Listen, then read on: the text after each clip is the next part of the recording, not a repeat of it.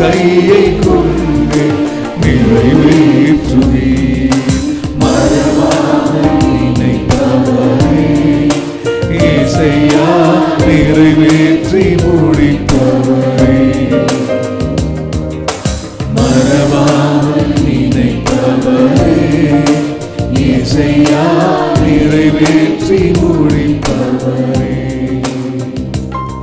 நீ நம்ப பண்ணின உந்தன் வாக்குகளை நினைத்து நிறைவேற்றுவீர்.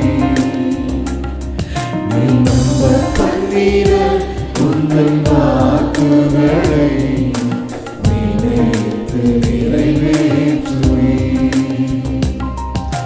மறவாமல் நினைப்பவரே இயேசையா நிறைவேற்றி முடிப்பவரே. மறவாமல் நினைப்பவரே இயேசையா நிறைவேற்றி முடிப்பவரே. ஹல்லேலூயா.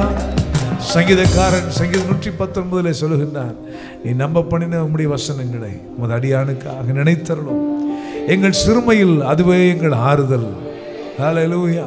உம்முடைய வார்த்தை தான் எங்கள் ஆறுதல், உம்முடைய வார்த்தை தான் எங்கள் பலன், உம்முடைய வார்த்தையை நம்பிதான் நாங்கள் வாழ்கிறோம். மனுஷன் அப்பத்தினால் மாத்திரமல்ல, உம்முடைய வாயிலிருந்து புறப்படும் ஒவ்வொரு வார்த்தையினாலும் பிழைப்பான் என்பது எங்கள் வாழ்க்கையில் சத்தியம். சோர்ந்து போன போது, பலனற்ற போது, ஆமென், எல்லாமே சூனியமாய் எல்லாம் அஸ்தமித்து போகிற வேளையிலும் நீ கொடுத்த வார்த்தைகள் மட்டுமே வெளிச்சமாய் நிற்கிறதப்பா. உடைய வார்த்தைகள் மட்டுமே எங்களை பலப்படுத்துகிறது, தைரியப்படுத்துகிறது, எங்களை வழிநடத்துகிறது. தண்ணீரை கடந்து வந்தோம், ஆறுகளை கடந்து வந்தோம், அக்கினி ஜுவாலையில நாங்கள் கடந்து வந்தோம். அதனால் ஒன்றும் எங்களை சேதப்படுத்தவில்லை. காரணம் you are with me O God. நீர் எங்களோடு உடன் வந்தீ, எங்களோடு வந்தவரே, மறவாமல் நினைத்தவரே. கர்த்தாவே உம்மை நம்பினவர் வெட்கமடைவதில்லை. உமக்காக காத்திருப்போர் சோர்ந்து போவதில்லை. கர்த்தாவே உம்மை நம்பினவர் வெட்கமடைவதில்லை. உமக்காக காத்திருப்போர் சோர்ந்து போவதில்லை. வல்லவரே, செயல்கள் வல்லவரே, சொல்வதிலும் செய்வதிலும் முரண்பாடற்றவரே. வல்லவரே, செயல்கள் வல்லவரே, சொல்வதிலும் செய்வதிலும் முரண்பாடற்றவரே. இஸ்ரவே என் நம்பிக்கையானவரே, நம்பிடும் யாவர்க்கும் நீர் அரணாயிருப்பவரே. இஸ்ரவே என் நம்பிக்கையானவரே, நம்பிடும் யாவர்க்கும் நீர் அரணாயிருப்பவரே. நடக்குமா நடக்காதா என சோர்ந்து போயிருந்தேன், அற்புதம் நடக்காதா என்று போயிருந்தேன். நடக்குமா நடக்காதா என சோர்ந்து போயிருந்தேன், ஒரு அற்புதம் நடக்காதா என ஏங்கி போயிருந்தேன். நான் நினைத்திடா வேளையில் அற்புதம் செய்வீரே, யாரும் நினைத்திடா வழியிலும் அற்புதம் செய்வீரே. வேளையில் அற்புதம் செய்வீரே, யாரும் நினைத்திடா வழியிலும் அற்புதம் செய்வீரே.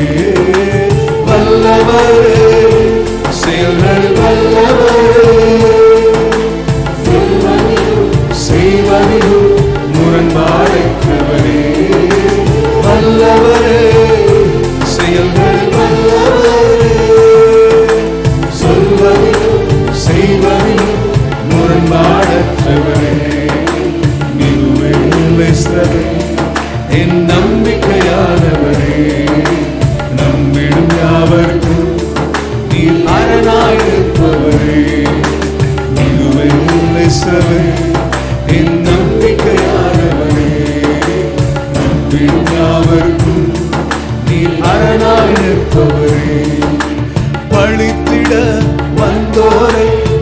லட்சை மூடினதே, அழித்திட வந்தோரை நிந்தை மூடினதே, பழித்திட வந்தோரை லட்சை மூடினதே, அழித்திட நினைத்தோரை நிந்தை மூடினதே, காண்போரே வியந்திட உயர்த்தி வைத்தீரே, இவன் தானா என்றென்று அளவு வைத்தீரே, காண்போரே வியந்திட உயர்த்தி வைத்தீரே, இவள் தானா என்றென்று அளவு வைத்தீரே, வல்லவரே செயல்கள் வல்லவரே, சொல்வதிலும் செய்வதிலும் முரண்பாடற்றவரே, வல்லவரே செயல்கள் வல்லவரே,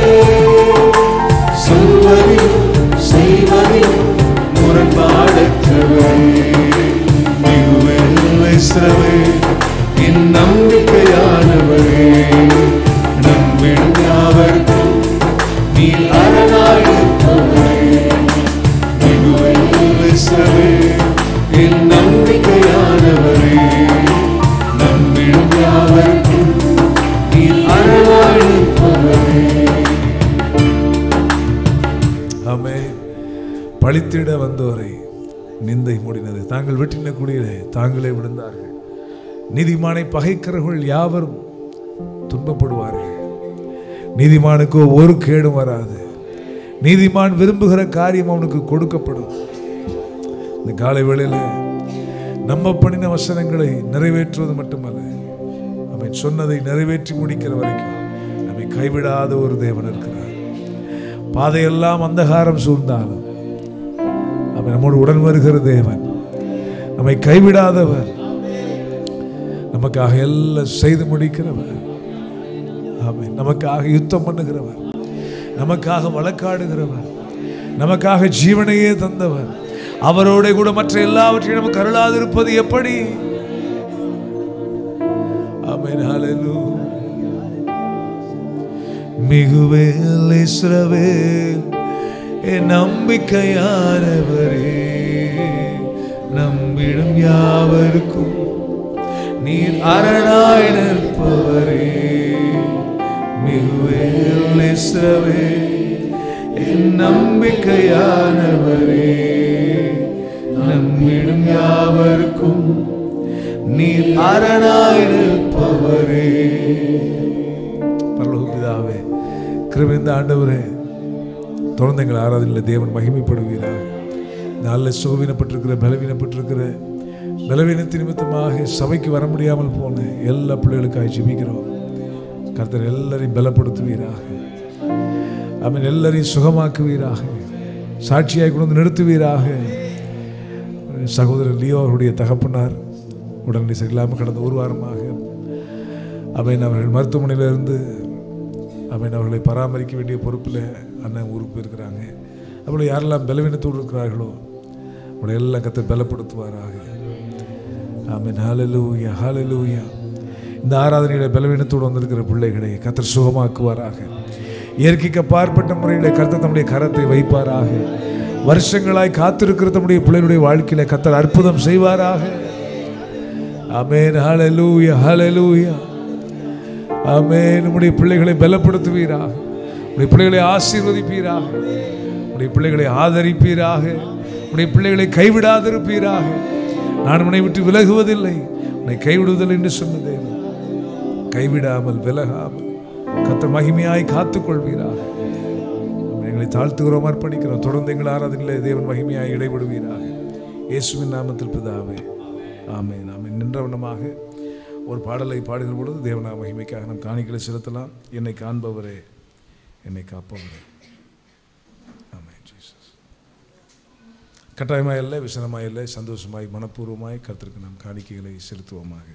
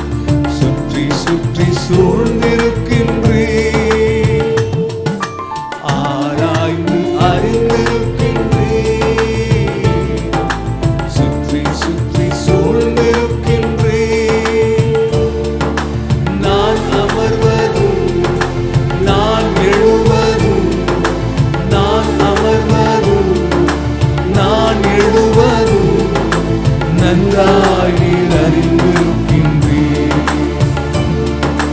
நன்றாய் நீர் அறிந்திருக்கின்றீர்.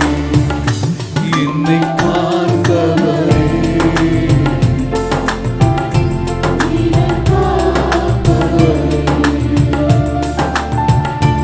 என்னை காண்பவரே, தீனம் காப்பவரே,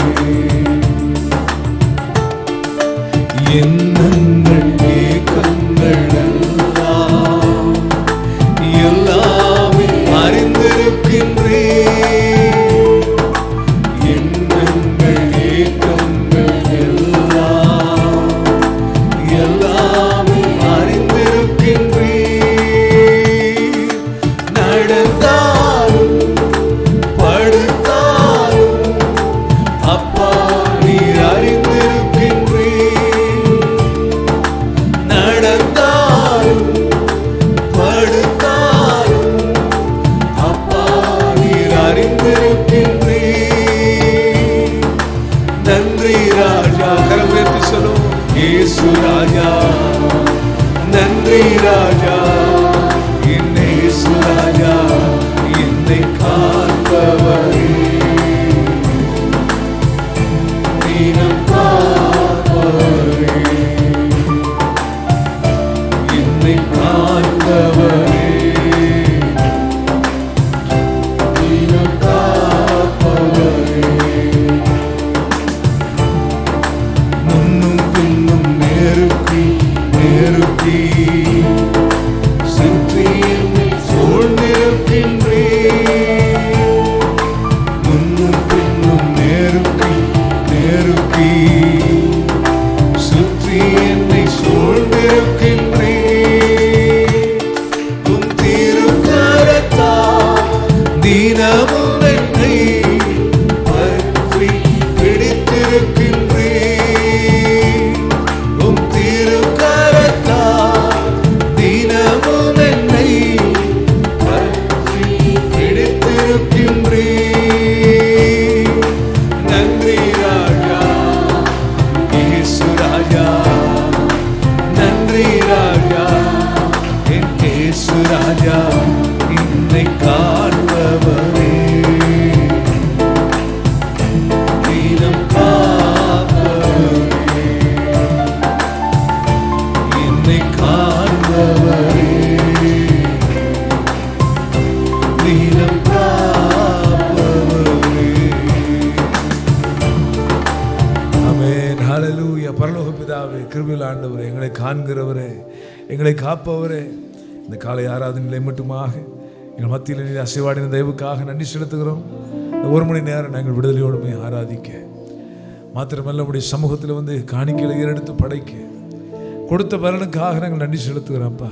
இந்த காலை வேளையில் கர்த்தருடைய வார்த்தையை கர்த்தங்களுக்கு கொடுப்பீராக, வார்த்தையினால் எங்களை பலப்படுத்துவீராக.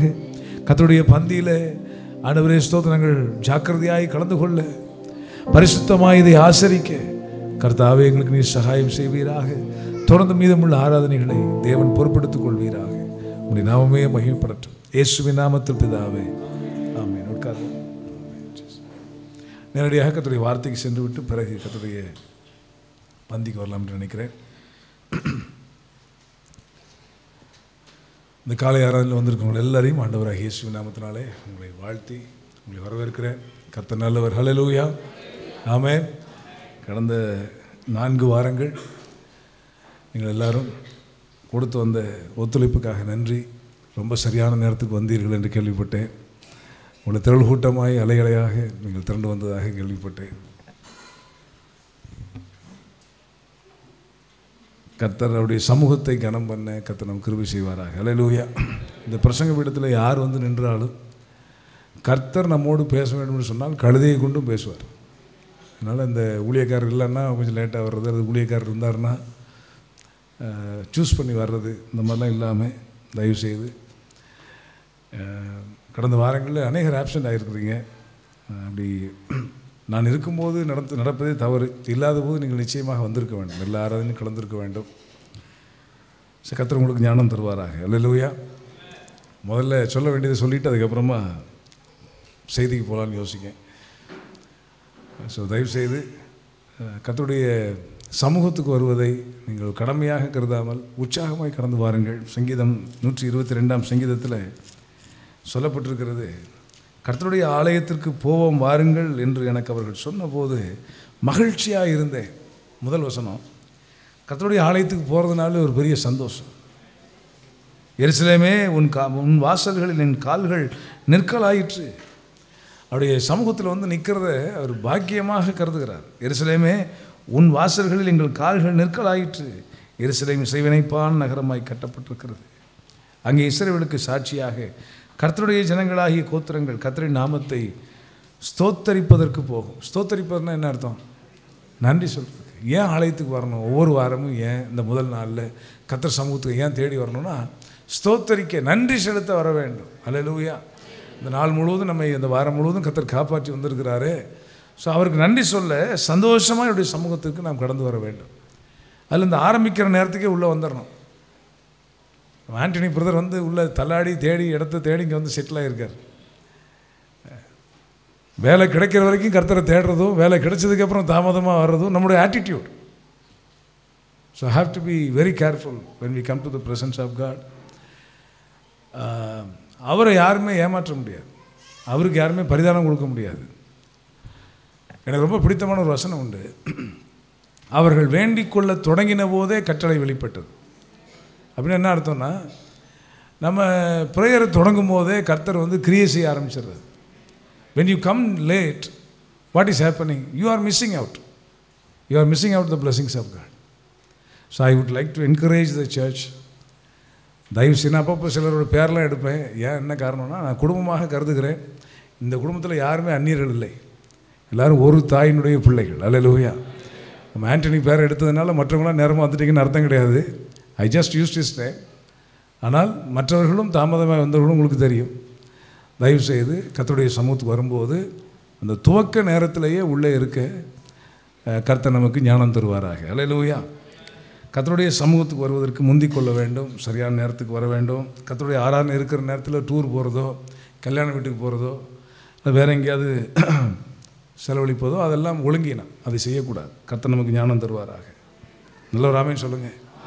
ஹல்லேலூயா. இந்த திட்டு வாங்குறதுக்கு 4 வாரமாக காத்திருந்தீங்களா? கர்த்தர் நல்லவர். இந்த மாதத்தில் பிறந்த நாள், திருமண நாள் செலிப்ரேட் பண்ணுறவங்க லிஸ்ட்டில் நிறைய வச்சுருக்கீங்களா? ஓகே. கரெக்டாக ஃபஸ்ட் எடுத்தோன்னே யார் தான் இருக்கா? ஆண்டனி தான் இருக்கார். பிரதர் ஆண்டனி, சிஸ்டர் கிரீடா, அவருடைய ரெண்டு பேருக்கு ஒரே மாதத்தில் பர்த்டே வந்திருக்கேன்னு. கர்த்தர் உங்களை ஆசீர்வதிப்பாராக. அவர் அடிக்கிறார், அவருடைய கை ஆற்றுகிறது.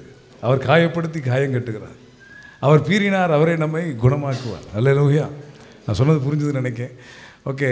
சிஸ்டர் ஹேமா ரூஃபஸ் எங்கே இருக்காங்க? வாழ்க்கை நல்லா இருக்கீங்களா? ஹேமா சிஸ்டர் வந்து மருத்துவமனையில் ஒரு வாரத்துக்கு மேலே அனுமதிக்கப்பட்டிருந்தாங்க. யாரெல்லாம் போய் பார்த்தீங்க? கொஞ்சம் கையை தூக்கி காட்டுங்களேன். ஹேமா சிஸ்டர் பார்க்க யார் மருத்துவமனைக்கு போனீங்க? ஒரு ஆள் கூட இல்லை. இது என்ன சபை? அது நம்ம சகோதரிக்கு உடல்நிலை சரியில்லாமல் எத்தனை நாள் இருந்தீங்க சிஸ்டர்? 10 days, 10 நாட்கள் மருத்துவமனையில் அனுமதிக்கப்பட்டிருந்தாங்க. ஒத்த ஆள் கூட போய் பார்க்கலன்னா அது என்ன சபை? என்ன ஐக்கியம்? என்ன உறவு? அதான் குடும்பமா? கண்டிப்பாக போய் பார்த்துருக்கணுமே. சரி, எல்லாருக்கும் தகவல் தெரிஞ்சிருக்காது. அட்லீஸ்ட் இந்த நெருங்கின சர்க்கிளில் ஒரு குரூப் இருக்காங்கல்ல, அவங்களோட கூட்டுறவங்க, துடைக்கிறவங்க, அவங்களோட சேர்ந்து சபையை, அவங்க டீச்சராக இருந்தாலும் ரொம்ப ஹம்பிளாக இந்த சர்ச்சை க்ளீன் பண்ணுறதுல அவங்க தான் முதல் ஆள். ரூத் அக்கா அவங்களும் போய் பார்த்துருக்கணுமா இல்லை? ஏன்னா ரூத் அக்கா, வாட் ஹேப்பன் டு யூ? சரி.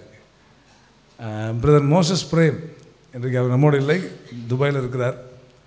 அவர் இங்கே மாதிரி அங்கேயும் வந்து எவ்வளோ தூரம் ஆனாலும் ஓடி சர்ச்சுக்கு வந்துடுவார்.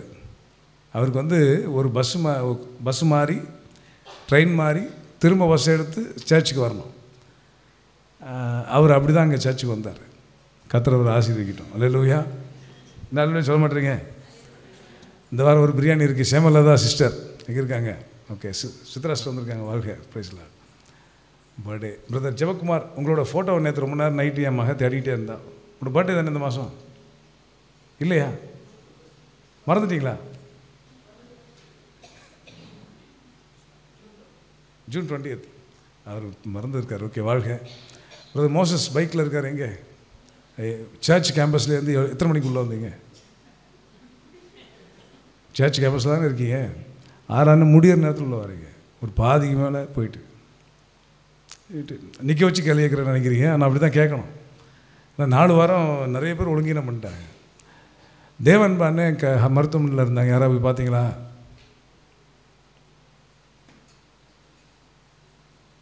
சரி, இந்த ஃபேமிலி மெம்பர்ஸ் பார்த்துருக்காங்க. என்ன சாம் பார்த்தீங்களா? ரைட், விசாரிக்கணும்ல. இன்றைக்கி முடிஞ்சது பிறகாது அவரை கூப்பிட்டு அவரே சோர்ந்து போகிற அளவு விசாரிக்கணும். என்னப்பா எத்தனை பேர் வந்து விசாரிக்கிறீங்களே அப்படின்ட்டு அவருக்காக ஜெபம் பண்ணுங்க, விசாரிங்க. ஜெர்வின் ஜாஸ்வா எங்கே இருக்காரு?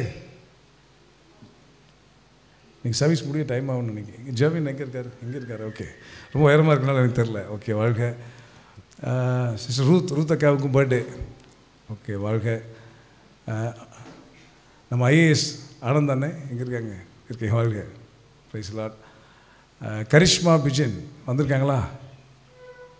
கரிஷ்மா எனக்கு காணோம். ஓகே, என்னோடய ஃபோட்டோ போட வேண்டாம்னு சொன்னேன். ஜெனிட்டா வந்து பர்பஸாக என் ஃபோட்டோ போட்டிருக்கேன். நம்ம வெட்டிங் ஆனிவர்சரி சிங்கம் அங்கே வந்திருக்காரா? சிங்கம் அசிங்கமாக இருக்கேன், சிங்கத்தை காணோம். சிங்கம் யசோதாவுடைய வெட்டிங் ஆனிவர்சரி. அதுபோல் Aravindan kudos and Kalyani sister. அவர் அமெரிக்காவில் இருந்தாலும் ஒரு ஆராதனை விடாமல் கரெக்டாக நம்ம ஃபாலோ பண்ணுறாங்க. கர்த்தருடைய ஆசீர்வதிப்பாராக. வேறு அவ்வளோதானா? ஓகே, வேறு யாராவது இங்கே விடுபட்டவங்க யாராவது இருக்கீங்களா? பர்த்டே நம்ம சியானா, சாரி இல்லைங்க, பிள்ளைக்காக ஜெபம் பண்ணுவோம். பர்த்டே உங்கள் எல்லாருக்கும் சபையின் சார்பில் அன்பின் பிறந்தநாள் வாழ்த்துக்களை தெரிவிக்கிறேன். கர்த்தர் உங்களை யாவரையும் தம்முடைய வார்த்தையினால், கிருபையினால், பிரசன்னத்தினால் ஆசீர்வதிப்பாராக. அவருடைய வருகை பரியந்தம் அவரை சந்திக்கிற நாள் வரைக்கும் அவருடைய கிருபை விலகாமல் இருப்பதாக, அவருடைய பிரசன்னம் உடனே இருப்பதாக. யோசுவாவுக்கு சொன்ன வார்த்தையை உங்களுக்கு சொல்கிறேன், பலங்கொண்டது இடமானதாக இருங்கள், கர்த்தர் உங்களுக்காக பெரிய காரியங்களை செய்வார். நீ உயிரோடு இருக்கும் நாளெல்லாம் ஒருவனுக்கு முன்பாக எதிர்த்து நிற்பதில்லை. மோசையோடு இருந்தது போல நான் உன்னோடு கூட இருப்பேன். நான் உன்னை விட்டு விலகுவதும் இல்லை, உன்னை கைவிடுவதும் இல்லை. ஒரு விஷயம் இருக்கிற எல்லாரும் கரங்களை போய் எடுத்து இந்த பிள்ளைகளுக்காக ஜெபம் பண்ணுவோம். பரலோக பிதாவே, கிருபை இருந்த ஆண்டவரே, உடைய பிள்ளைகளை இதுகாரும் கர்த்தர் நடத்தி வந்த எல்லா வழிகளுக்காக உமக்கு ஸ்தோத்திரம். உடைய பிள்ளைகளை ஆசீர்வதிங்க. நம்முடைய வருகை தாமதிக்குமானால் நீடித்த ஆயுஷ் நாட்களை கொடுங்க. நோய் நொடி இல்லாத வாழ்க்கை கொடுங்க. சமாதான குறைவில்லாத வாழ்க்கையை கொடுங்க. பற்றாக்குறை இல்லாத வாழ்க்கையை கொடுங்க. அது நிம்மதியான ஒரு வாழ்க்கையை கர்த்தர் தருவீராக. நீர் தருகிற சந்தோஷம், நீர் தருகிற சமாதானம், உம்முடைய வழிநடத்துதல் வாழ்நாளெல்லாம் உடைய பிள்ளைகளுக்கு உண்டாயிருப்பதாக. இந்த நாளில் புதிதாய் வந்த பிள்ளைகளுக்காக நாங்கள் ஜெபிக்கிறோம். கர்த்தர் அவர்களை நீங்கள் ஆசீர்வதிங்க. அவன் வேறு சபைகளில் அவர்கள் அங்கமாக இராவிட்டால் தொடர்ந்து எங்களோடு சேர்ந்து பயணிக்க, உம்மை ஆராதிக்க, உம்முடைய வார்த்தைகளை தியானிக்க, உண்மையிலே வேறு ஒன்று கனி கொடுக்க கர்த்தர் தாமே கிருபை செய்வீராக. என்னை தாழ்த்தி அர்ப்பணிக்கிறோம். நீரே மகிமைப்படும். இயேசுவின் நாமத்தில் பிதாவே, ஆமேன். ஆமேன். காரணம் கர்த்தருடைய பிரதான கிருபையினால இந்த சர்ச் காரியங்கள் எல்லாம் பிரதர் வினோத் இஸ்ரேல் அவர்கள் நான் இல்லாத நேரத்துலையும் அதெல்லாம் ஃபாலோ பண்ணாங்க. வைஸ்லி அண்ணன் கர்த்தருடைய பிரதான கிருபையினால் இதுவரைக்கும் லஞ்சம் இல்லாமல் மூவ் ஆகிட்டே இருக்குது. அல்லேலூயா. எல்பி ஆஃபீஸ்லேருந்து நமக்கு அப்ரூவல் கொடுத்துட்டாங்க. கரங்களை தட்டி கர்த்தரை மகிமைப்படுத்துவோம். அல்லேலூயா. இன்னும் ஃபைனல் லேப் கார்பரேஷன்லேருந்து நமக்கு ஒரு கிளியரன்ஸ் வர வேண்டி இருக்கிறது. அது ஒரு 10 days ப்ராசஸ் சொன்னாங்க. இது வரைக்கும் பில்டிங் வேலை தொடங்குறதுக்கு முன்னாடியே நமக்கு அரசாங்கத்துக்கு நம்ம கொடுத்த கட்டணம் மட்டுமே பல லட்சங்களை தாண்டி விட்டது. ஏற்கனவே நீங்கள் எல்லோரும் உதாரணத்துமாய் கொடுத்ததெல்லாம் நான் நினச்சேன் கையில் கொஞ்சம் சேர்ந்துருக்குன்னு நினச்சேன். டக்குன்னு எல்லாமே கிட்டத்தட்ட அந்த இது ரெசிடென்ஷியல் சைட் அப்படின்றதுனால அதை பப்ளிக் வர்ஷிப் பிளேஸாக மாற்றுறதுக்கு கன்வெர்ட் பண்ணுறதுக்கு கிட்டத்தட்ட ஒரு 5 lakhs 5 lakhs 6 lakhs okay 6 lakhs அந்த ரெசிடென்ஷியலை பப்ளிக் வர்ஷிப் பிளேஸாக மாற்றுறதுக்கு செலவாகிருக்கிறது. அது எல்லாமே எல்பி ஆஃபீஸில் ஒரு 62,000 எஸ் அது வந்திருக்கு. இப்போ நம்ம கார்பரேஷனில் கிட்டத்தட்ட ஒரு திரும்ப 6 லட்ச ரூபா கட்ட வேண்டி இருக்கிறது ஃபீஸ் இந்த ஒரு 10 days'ில். ஸோ வேலையை தொடங்குறதுக்கு முன்னாடி கிட்டத்தட்ட ஒரு 15 லட்ச ரூபா நமக்கு இதில் செலவாயிருக்கு, ப்ராசஸில் செலவாயிருக்கு. ஆனால் எல்லாமே பில்லோடு தான், எதுவுமே 100 ரூபாயும் லஞ்சமாக இல்லை, அரசாங்கத்தான் போகிறது. கர்த்தர் நல்லவர். அல்லேலூயா. ஆமென். தேவைகளை சந்திப்பார் விசுவாசிக்கிறேன். வேலை தொடங்குற நேரத்தில் இன்னும் நீங்கள் தாராளமாக ஏராளமாக இதற்காக நீங்கள் இந்த நல்ல வேலைக்கு நீங்கள் எல்லோரும் இன்வெஸ்ட் பண்ணும்படி உங்களை அன்போடு கேட்டுக்கொள்கிறேன். நம்முடைய காலங்களுக்கு பிறகும் கர்த்தருடைய வருகை தாமதிக்குமானால் அங்கே ஆராதனை நடக்கும். அதில் ஜனங்கள் ஆசீர்வதிக்கப்படுவார்கள்.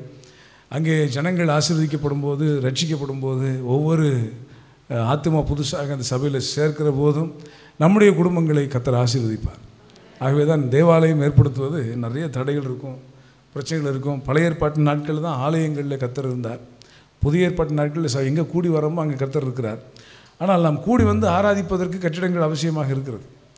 ஆகவே இந்த கட்டிட பணிக்கு நீங்கள் எல்லாரும் தாராளமாக இதை கொடுத்தவர்களுக்காக ஸ்தோத்திரம். இனியும் நீங்கள் கொடுக்க கர்த்தர் உங்களை பலன் தருவாராக. ஹல்லேலூயா, ஆமென். கர்த்தருடைய வார்த்தைக்கு பிறகு நான் இன்றைக்கி கர்த்தருடைய பந்திக்குள்ளே நடத்தலாம் என்று இருக்கிறேன். ஆகவே இந்த நாளில் உலகம் எங்கும் இந்த சண்டே பெந்தேகோஸ்தே நாளாக அனுசரிக்கின்றார்கள். காரணம், பரிசுத்த ஆவியானவர் ஊற்றப்பட்ட அந்த மேலறை வீட்டில் ஊற்றப்பட்டு சபை ஸ்தாபிக்கப்பட்ட நாள் இந்த பெந்தேகோஸ்தே நாள். ஹல்லேலூயா, ஆமென். இந்த பெந்தேகோஸ்தே நாளில் பெந்தேகோஸ்தே சபையில் இருக்கிற ஆட்கள் இந்த ஆவியின் அருள்மாரியை பெற்றுக்கொள்ள வேண்டும், ஆவியின் நடத்துதலை பெற்றுக்கொள்ள வேண்டும், ஆவியின் கனிகளை பெற்றுக்கொள்ள வேண்டும், ஆவியின் வரங்களை பெற்றுக்கொள்ள வேண்டும், ஆவியனுடைய நடத்துதலில் நம்முடைய ஜீவன் இருக்க வேண்டும். அப்படி இல்லை என்று சொன்னால் அது சடங்காச்சாரமாக சம்பிரதாயமாக ஒரு ஆவிக்குரிய சபையில் அங்கம் வைப்பது போல இருந்துவிடும். அப்படி இல்லாமல் கர்த்தர் தாமே நமக்கு உண்மையாகவே இந்த பெந்தேகோஸ்தே அனுபவத்தை கர்த்தர் நமக்கு தருவாராக. ஹல்லேலூயா.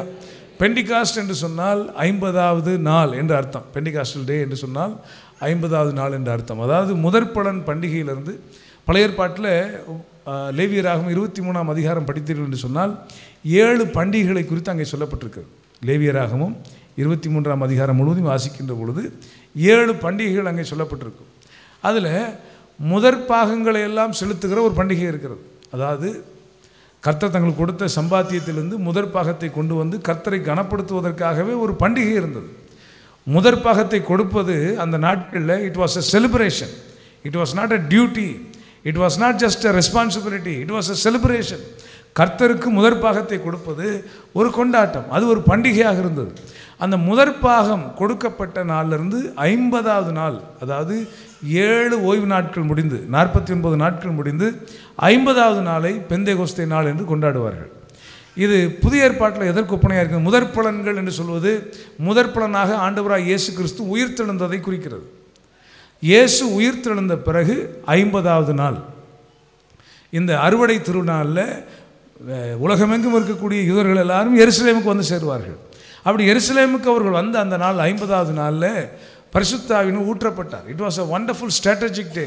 பாபேல் கோபுரத்தில் மனிதர்கள் தங்களுக்கு ஒரு பேர் உண்டாக வேண்டும் என்று சொல்லி ஒரு வானளாவிய கோபுரத்தை கட்டுகிறார்கள். தங்களுக்கு ஒரு கோபுரத்தை உண்டாக்க வேண்டும், தங்களுக்கு ஒரு நேம், தங்களுக்கு ஒரு பேரை உண்டாக்கணும்னு சொல்லி மனிதர்கள் முயற்சித்த போது கர்த்தர் இறங்கி வந்து அவர்களை சிதறடித்தார். அவருடைய பாஷைகளை எல்லாம் தாறுமாறாக்கினார். எல்லாரும் தனித்தனியாக பிரிந்து போனார்கள். ஒருவருடைய பாஷை மற்றொருவருக்கு புரியவில்லை. அப்படித்தான் உலகத்தில் பாஷைகள் எல்லாம் வந்து புள்ள தூங்குறாளே, பிரசங்கத்தை ஆரம்பிக்கவே இல்லை, கொஞ்சம் நல்லா கவனிங்க, எனக்காக ஜெபம் பண்ண வேண்டாம், வசனத்தை கவனிங்க. சபையில் ஏதோ ஒரு அறிவிப்பு சொல்ல நினச்சேன். நான் துபாயிலையும் சில சபைகளில் சொன்னேன். நான் இந்த சனிக்கிழமை நைட்டு, மற்ற நாள்லாம் எப்படி இருக்கீங்களோ தெரில, Saturday night at least go to the bed early. காலையில் அந்த 2 மணி நேரம் மொத்தம் 7 நாட்களில் வாரத்தில் ஒரு 2 மணி நேரம் கர்த்தரை ஆராதிக்கிறார். அங்கே வந்து கொட்டாவி விட்டால் அது கெட்ட ஆவி. அந்த கொட்டாவி விடுறது, அங்கே உட்காந்து தூங்குறது, அங்கேருந்து கவன சிதறல்களோடு கவனிக்க முடியாமல் கண்ணை மூடி திறக்கிறது, இதெல்லாம் இல்லாமல் போகணும். இப்போ என்ன செய்யணும்? நீங்கள் குறைந்தபட்சம் சாட்டர்டே என்ன செய்யணும்? கொஞ்சம் நேரமாக பெட்டில் படுங்க, நேரமாக படுத்து இருந்துறீங்க. காலையில் இந்த வரது வந்தாச்சு, வந்துட்டு வசனத்தை கேட்காம போனால் என்ன அர்த்தம்? பாருங்கள், டிஸ்ட்ராக்ஷன் தானே. So I wanted to encourage the church at least Saturday. ஏன்னா நம்ம ஃபோனை வச்சு 12 மணி 1 மணி வரைக்கும் நோண்டிகிட்டே இருக்கிற ஆள்லாம் இருக்குது. காலையில் எந்திரிக்க முடியாது. இது இந்த கடைசியாக அந்த இரவு படுக்கைக்கு போகும்போது இந்த ஃபோனை பார்த்தோன்னா கண்ணு காலையில் முழிக்கும் போது எரியும். அதனால் இதெல்லாம் உங்களுக்கு எல்லாத்துக்கும் தெரிஞ்ச காமன் சென்ஸ் தான். ஆனால் காமன் சென்ஸ் இருந்தும் சென்ஸ் இல்லாமல் நம்ம சில நேரத்தில் அது ஒரு 2 மணி நேரம் தான் வாரத்திலே தேடுறோம். அந்த 2 மணி நேரத்தையும் முழுமையாக நம்மளால் கர்த்தர் கொடுக்க முடியலன்னா ரொம்ப வருந்தத்தக்க செயலாயிற்றே. ஆகவே தயவுசெய்து குறைந்தபட்சம் சனிக்கிழமையாவது நேரமாக நீங்கள் போங்க. இரவு வேலைக்கு போயிட்டு வரவங்கள எனக்கு தெரியும், அவங்க கஷ்டம்தான் அவங்களுக்கு. இரவு நீங்கள் நல்லா ஜெபம் பண்ணி ஆண்டவர்கிட்ட கேட்கணும். உங்களுடைய சமூகத்தில் நான் அட்டென்டிவாக போய் உட்காரணும், உங்களுடைய சமூகத்தில் போய் நான் வார்த்தையை கேட்கணும், கையை உயர்த்தி கர்த்தரை ஆராதிக்கணும். அதுக்கு தடையாக என் வேலை இருக்கக்கூடாது. எனக்கு வந்து இந்த நைட் ஒர்க்கு, நைட் ஷிஃப்ட் இதெல்லாம் எனக்கு மாற்றி கொடுங்க. அட்லீஸ்ட் சாட்டர்டே எனக்கு இருக்கக்கூடாது. ஹல்லேலூயா. நீதிமான் விரும்புகிறது அவனுக்கு கொடுக்கப்படும், கர்த்தர் நிச்சயமாக தருவார். ஆமென். சார், நான் சொல்லிட்டு இருந்த விஷயத்துக்கு வரேன். இந்த 50வது நாள் அறுவடை திருநாள், 50வது நாள் பெந்தேகோஸ்தே நாள். 50வது நாளில் உலகமெங்கு இருக்கிற எல்லா யூதர்களும் எருசலேமில் வந்து கூடி வருவார்கள். அப்படி கூடி வருகிற போது ஆண்டவர் அன்றைக்கு பரிசுத்த ஆவியானவர் இறங்கி வந்தார். இட் வாஸ் அ ஸ்ட்ராட்டஜிக் டே. இந்த மேனரை வீட்டில் பரிசுத்த ஊற்றப்பட்ட போது என்ன நடந்தது என்று சொன்னால், வெவ்வேறு பாஷைகளை பேசுகிறவர்கள் எல்லாம் எருசலேமுக்கு வந்தார்கள். எல்லாரும் சேர்ந்து அந்நிய பாஷைகளை கத்தரை துதித்தார்கள். அல்லேலூயா. 120 பேரும் ஒரு பாஷையை பேசினாங்க. அன்றைக்கு பாபேல் கோபுரத்தில் தங்களுக்கு ஒரு பேர் உண்டாக்க வேண்டும் என்று நினைத்த போது பாஷைகளை தாறுமாறாக்கி எல்லாத்தையும் பிரித்து விட்டார். ஆனால் பிரிந்து போன மக்கள் எல்லாம் ஒன்றாய் சேருகின்ற ஒரு அனுபவம் தான் பெந்தேகோஸ்தே நாள். அல்லேலூயா. ஜாதியின் அடிப்படையில், படிப்பின் அடிப்படையில் அல்லது வசதிகளின் அடிப்படையில், பல்வேறுபட்ட பின்னணிகளின் அடிப்படையில் பிரிந்து கிடக்கிற மக்கள், மொழியின் அடிப்படையில் பிரிந்திருக்கிறவர்கள், இவர்கள் எல்லாரும் ஒன்றாய் சேருகிற இடம்தான் தேவனுடைய சபை. ஹல்லேலூயா. ஆவியானவர் ஊற்றப்பட்ட இடத்துல பாஷை பிரச்சனை கிடையாது. ஆமென். ஆவியானவர் ஊற்றப்பட்ட இடத்துல அங்கே ஜாதி பிரச்சனை கிடையாது.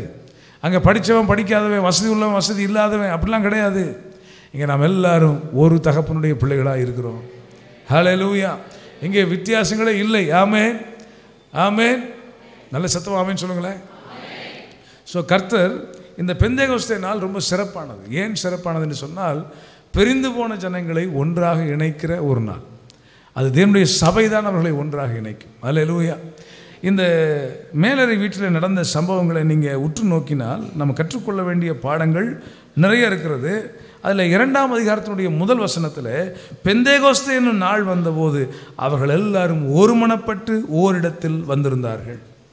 பெந்தேகோஸ்தே என்னும் நாள் வந்தபோது அவர்கள் எல்லாரும் ஒருமனப்பட்டு ஓரிடத்தில் வந்திருந்தார்கள். அப்போ இந்த பெந்தேகோஸ்தே நாளினுடைய சிறப்பு என்னன்னு சொன்னால், கூடியிருந்த மக்கள் எல்லாரும் ஒருமனப்பட்டிருந்தார்கள். ஹல்லேலூயா. தமிழர் சிஸ்டர் வாழ்க.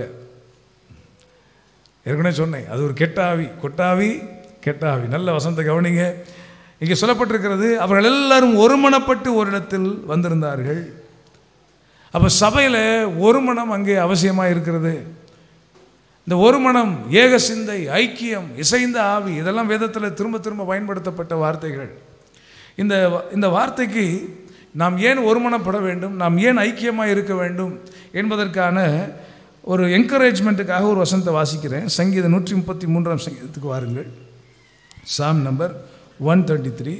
தாவீது பாடின ஆரோகண சங்கீதம். முதல் வசனம், இதோ சகோதரர் ஒருமித்து வாசம் பண்ணுகிறது, எத்தனை நன்மையும் எத்தனை இன்பமுமானது. அது ஆரோனுடைய சிரசின் மேல் ஊற்றப்பட்டு அவனுடைய தாடியிலே வடிகிறதும் அவனுடைய அங்கிகளின் மேல் இறங்குகிறதுமான நல்ல தைலத்திற்கும் எர்மோன் மேலும் சீயோன் பர்வதங்கள் மேலும் இறங்கும் பனிக்கும் ஒப்பாயிருக்கிறது. அங்கே சேர்ந்து வாசிப்போம். அங்கே கர்த்தர் என்றென்றைக்கும் ஆசீர்வாதத்தையும் ஜீவனையும் கட்டளையிடுகிறார். ஹல்லேலூயா. ஆமென். ஆசீர்வாதமும் ஜீவனும் இருக்கிற இடம் எங்கே என்று சொன்னால், சகோதரர்கள் ஒரு மனதோடு, ஆமென், அவர்கள் ஒருமித்து வாசம் பண்ணுவது நன்மையும் இன்பமுமாக இருக்குது. என்ன நன்மை என்ன இன்பம் என்று சொன்னால், அங்கே தேவன் அபிஷேகத்தை தருகின்றார். ஹல்லேலூயா. ஆரோனுடைய சிரசின் மேல் ஊற்றப்பட்டு தாடிகளிலே வடிகிறதும் அங்கிகளின் மேல் இறங்குகிறதுமான நல்ல தைலத்திற்கும், அந்த தைலம் அபிஷேகத்திற்கு ஒப்பனையாக இருக்கிறது, எர்மோன் மேலும் சீயோன் பர்வதங்கள் மேலும் இறங்கும் பனிக்கும் ஒப்பாயிருக்கிறது. தைலமாக, பனியாக அந்த அருள் மாறி பின்மாறி மழையை கர்த்தர் சபையில் ஊற்றுவாராக. ஹல்லேலூயா. அப்படி அந்த பரிசுத்த ஆவி இறங்கி வருகிற பொழுது அங்கே ஜீவன், ஆசீர்வாதம் அங்கே இருக்கிறது. ஹல்லேலூயா. ஆசீர்வாதத்தையும் ஜீவனையும் கட்டளையிடுகிறார். அப்போ ஐக்கியம் ரொம்ப அவசியமானது. இந்த ஐக்கியத்தை குறித்து ஒரு மனம் இருந்தால்தான் நாங்கள் ஐக்கியம் இருக்க முடியும். ஒருமனப்பட்டு வந்திருந்த போது தான் பரிசுத்த ஆவி ஊற்றப்பட்டார். இந்த ஒரு மனதை கொண்டு வர்றதுக்கு 1 யோவானில் சில வசனங்களை வாசிக்கலாமா? யோவான் சுவிசேஷம் முழுவதுமே அன்பை குறித்து ஏராளமாய் சொல்லப்பட்டிருக்கிற ஒரு வேத பகுதி. அதில் 1 யோவான் 1ஆம் அதிகாரம் 1 யோவான் 1ஆம் அதிகாரம். நான் கொஞ்சம் டைம் எடுத்து இந்த பகுதியில் உள்ள வசனங்கள் எல்லாம் வாசிக்கிறேன், நீங்கள் கவனமாக கவனிங்க. ஆதி முதல் இருந்ததும் நாங்கள் கேட்டதும் எங்கள் கண்களினாலே கண்டதும் நாங்கள் நோக்கி பார்த்ததும் எங்கள் கைகளினாலே தொட்டதுமாய் இருக்கிற ஜீவ வார்த்தையை குறித்து உங்களுக்கு அறிவிக்கிறோம். ஹல்லேலூயா. இந்த வார்த்தைகளுக்கு பேர் என்னது? ஜீவ வார்த்தைகள். இந்த வார்த்தைகளை பற்றி எப்படி எழுதுனா, ஆதி முதல் இருந்தது, ஆதியிலே வார்த்தை இருந்தது, ஆதி முதல் இருந்தது, நாங்கள் கேட்டது, எங்கள் கண்களாலே கண்டது, இந்த ரெண்டும் கூட புரியுது. அடுத்தது நாங்கள் நோக்கி பார்த்தது, எங்கள் கைகளினாலே தொட்டதுமான ஜீவ வார்த்தைகள். அல்லேலூயா, ஆமென். பயங்கர அர்த்தம் அதில் அடங்கி இருக்கிறது. அப்படி வார்த்தைகளுக்கு அவ்வளோ ஆழம் இருக்கிறது. அந்த ஜீவன் வெளிப்பட்டது. அந்த வார்த்தையை தான் இங்கே ஜீவன் சொல்கிறார். அந்த ஜீவன்னா இது ஜீவ வார்த்தைகள். அந்த வார்த்தையில் இருக்கிற ஜீவன் வெளிப்பட்டது. பிதாவினிடத்தில் இருந்ததும் எங்களுக்கு வெளிப்பட்டதுமான நித்தியமாயிருக்கிற அந்த ஜீவனை நாங்கள் கண்டு அதை குறித்து சாட்சி கொடுத்து அதை உங்களுக்கு அறிவிக்கிறோம். நீங்களும் எங்களோட ஐக்கியமுள்ளவர்களாகும்படி நாங்கள் கண்டும் கேட்டும் இருக்கிறதை உங்களுக்கும் அறிவிக்கிறோம். எங்களுடைய ஐக்கியம் பிதாவோடும் அவருடைய குமாரனாகிய வார்த்தையோடும் இயேசு கிறிஸ்துவோடும் இருக்கிறது. ஹல்லேலூயா. இந்த நிருபத்தை எழுதுகிற யோவான் சொல்கிறார், எங்கள் ஐக்கியம் பிதாவோடும் குமாரனோடும் இருக்கிறது. 3ஆம் வசனம், நீங்கள் எங்களோட ஐக்கியமுள்ளவர்களாகும்படி நாங்கள் கண்டும் கேட்டும் இருக்கிறதை உங்களுக்கு அறிவிக்கிறோம். அப்போ நாம் எல்லாரும் பிதாவோடும் குமாரனோடும் அந்த உலகளாவிய அந்த அப்போஸ்டாலிக் சர்ச் அந்த சபையோடு நாம் ஐக்கியப்படுவதற்காக அவர் சில காரியங்களை சொல்கிறேன்றார். என்ன சொல்கிறாரு? உங்கள் சந்தோஷம் நிறைவாக இருக்கும்படி இவைகளை உங்களுக்கு எழுதுகிறோம். ரொம்ப கவனமாக கேளுங்க. எதை நோக்கி இந்த நிருபத்தை கொண்டு போகிறார்? நன்றாய் கவனிங்கள். தேவன் ஒளியாக இருக்கிறார், அவரில் எவ்வளவேனும் இருள் இல்லை. இது நாங்கள் அவரிடத்தில் கேட்டு உங்களுக்கு அறிவிக்கிற விசேஷமாக இருக்கிறது. என்னது? தேவன் வெளிச்சமாக இருக்கிறார், ஒளியாக இருக்கிறார். சொல்லிவிட்டு நாம் அவரோட ஐக்கியப்பட்டவர்கள் என்று சொல்லியும் இருளில் நடக்கிறவர்களாக இருந்தால் சத்தியத்தின்படி நிலவாமல் பொய் சொல்வர்களாக இருப்போம். அதாவது எங்கள் ஐக்கியம் பிதாவோடும் குமாரனோடும் இருக்கிறது. நீங்களும் பிதாவோடு தான் இருக்கிறீங்களா, குமாரனோடு நீங்கள் ஐக்கியமாக இருக்கிறீர்களா இல்லையான்றதை எப்படி தெரிஞ்சுக்கலான்னா, நீங்கள் எப்படி நடந்து கொள்கிறீர்களோ அதை பொறுத்து தான் என்று சொல்லுகிறார். நாம் அவரோட ஐக்கியப்பட்டவர்கள் என்று சொல்லியும் இருளிலே நடக்கிறவர்களாக இருந்தால் சத்தியத்தின்படி நடவாமல் பொய் சொல்வர்களாக இருக்கிறோம். இருளில் நடக்கிறவர்கள்னா யார்? அடுத்த வருஷத்தை படித்தா உங்களுக்கு புரியும். யார் இருளிலே நடக்கிறவர்கள்? அவர் ஒளியிலே இருக்கிறது போல நாமும் ஒளியிலே நடந்தால் ஒருவரோடு ஒருவர் ஐக்கியப்பட்டு இருப்போம். அவருடைய குமாரனாகிய இயேசு கிறிஸ்துவின் ரத்தம் சகல பாவங்களை நீக்கி நம்மை சுத்திகரிக்கும். நமக்கு பாவமில்லை என்று சொல்வோமானால் நம்மை நாமே வஞ்சிக்கிறவர்களாக இருப்போம், சத்தியம் நமக்குள் இராது. நம்முடைய பாவங்களை நாம் அறிக்கையிட்டால் பாவங்களை நமக்கு மன்னித்து எல்லா அநியாயத்தையும் நீக்கி நம்மை சுத்திகரிப்பதற்கு தேவன் உண்மையும் நீதியும் உள்ளவருமாய் இருக்கிறார். இப்போ தேவன் வெளிச்சமாக இருக்கிறார், அவருடைய பிள்ளைகளாக இருக்கிற நாமும் வெளிச்சமாக இருக்கிறோம் என்று சொன்னால் இருளிலே நடக்கக்கூடாது. இருளிலே நடக்கிறவன் என்றால் யார் என்றால் ஒருவரோடொருவர் ஐக்கியப்படாதவன் தான் இருளிலே நடக்கிறவன். புரிஞ்சுதா உங்களுக்கு? நாம் ஒருவரோடு ஒருவர் ஐக்கியமாக இருந்தால் ஒளியிலே நடக்கிறோம் என்பதை அதனாலே அறிந்து கொள்ளலாம். அப்போ நம்முடைய குடும்பத்திலும் சபையிலும் ரொம்ப அவசியமாக இன்றைக்கு தேவையானது என்னவென்று சொன்னால் இந்த ஐக்கியம். ஒரு மனம் இருக்கிற இடத்துல ஐக்கியம் வரும், ஐக்கியம் இருக்கிற இடத்துல ஆண்டவர் இறங்கி வருவார். பெந்தேகோஸ்தே நாள் என்பது it will become a meaningful day. The Holy Spirit of God will pour out His Spirit upon us only when we have a oneness, only when we have a koinonia, fellowship. அந்த koinonia என்று சொன்னால் fellowship, பிரிக்க முடியாத இணைப்பு. அப்படி ஒரு இணைப்பிலே கர்த்தருடைய சபை வர வேண்டும். ஹல்லேலூயா. இங்கே எந்த பாரபட்சமும் இருக்கக்கூடாது. ஒருவருக்காக ஒருவர் ஜெபிக்க வேண்டும். துன்பப்படுத்துவர்களுக்காகவும் விண்ணப்பம் பண்ணத்தான் கர்த்தர் சொல்லியிருக்கிறாரே ஒழிய பகைக்க சொல்லவில்லை. இந்த 1 யோவான் 2ஆம் அதிகாரத்துக்கு வரேன். இந்த முதல்ல நாம் பாவம் செய்யவில்லை என்போமானால் நாம் அவரை பொய்யராக்கிறவர்களாக இருப்போம், அவருடைய வார்த்தை நமக்குள்ள இராது. இந்த கடந்த லாஸ்ட்டில் உள்ள 3 வருஷம் பாவத்தை பற்றி எழுதியிருப்பார். இந்த பாவம் ஏதோ ஒரு விபச்சார பாவத்தையோ ஒரு களவு செய்வதையோ பொய் சாட்சி சொல்வதையோ குறிக்கவில்லை. ஐக்கியத்தை பற்றித்தான் அவர் பேசிக்கொண்டிருக்கிறார் என்பதை அடுத்த அதிகாரத்தை வாசிங்கன்னா உங்களுக்கு புரியும். என் பிள்ளைகளே, நீங்கள் பாவம் செய்யாதபடிக்கு இவைகளை உங்களுக்கு எழுதுகிறேன்.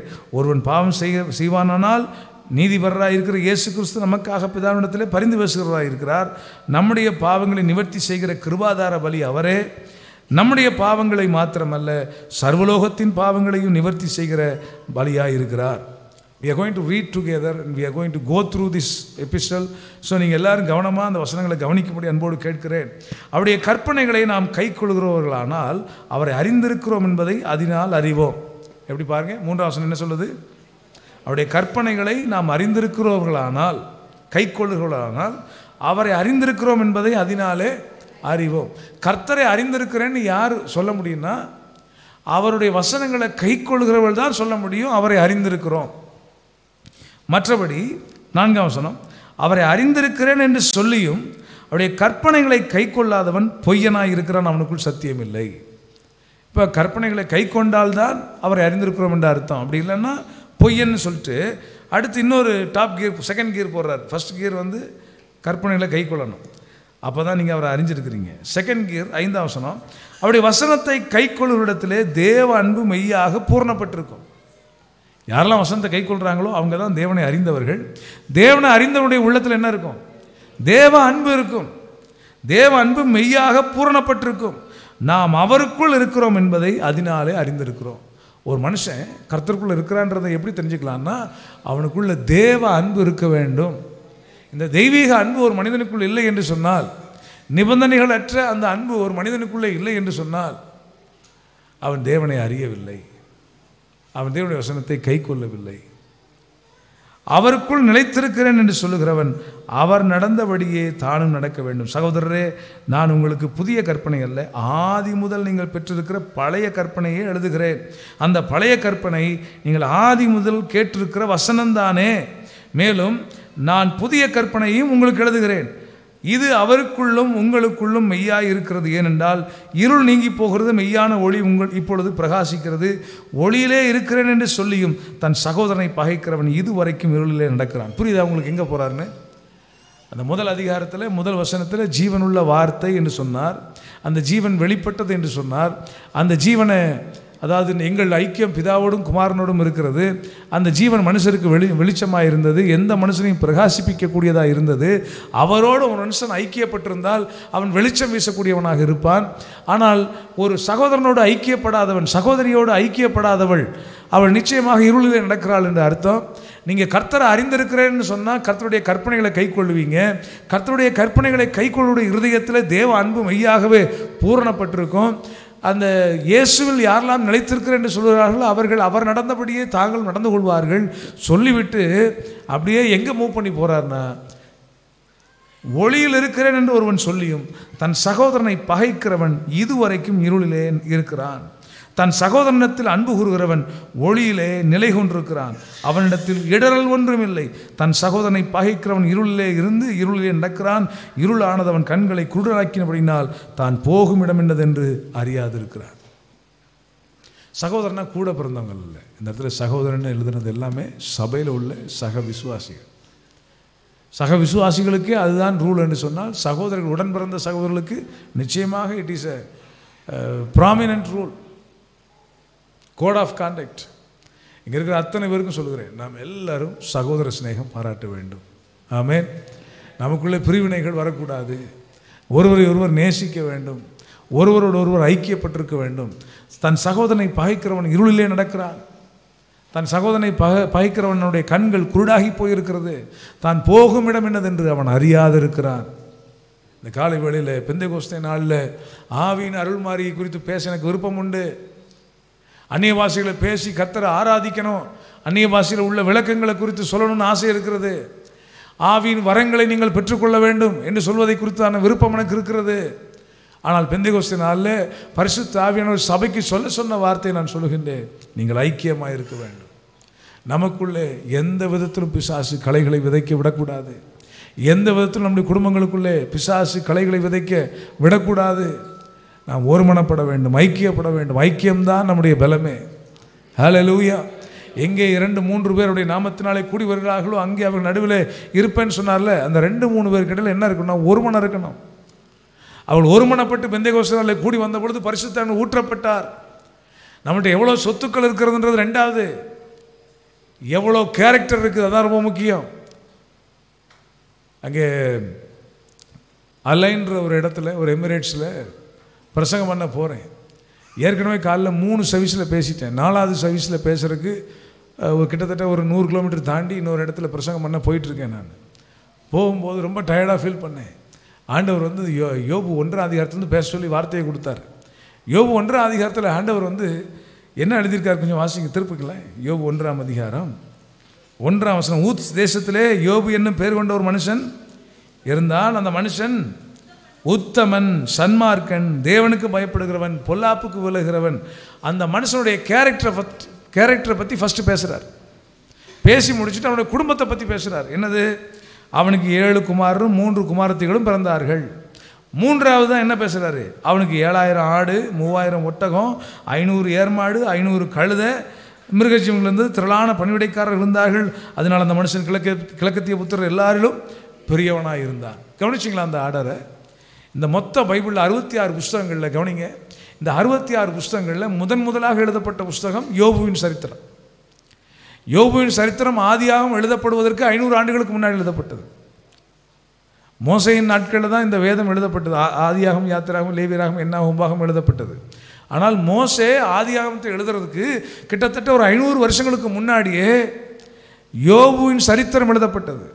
அப்போ மனுக்குலத்திற்கு தம்முடைய வார்த்தைகளை ரெக்கார்ட் பண்ணி தரணும்னு கர்த்தர் யோசித்த போது முதலாக தன்னை குறித்து அவர் எழுதாமல் ஒரு மனுஷனை குறித்து எழுதுறாரு.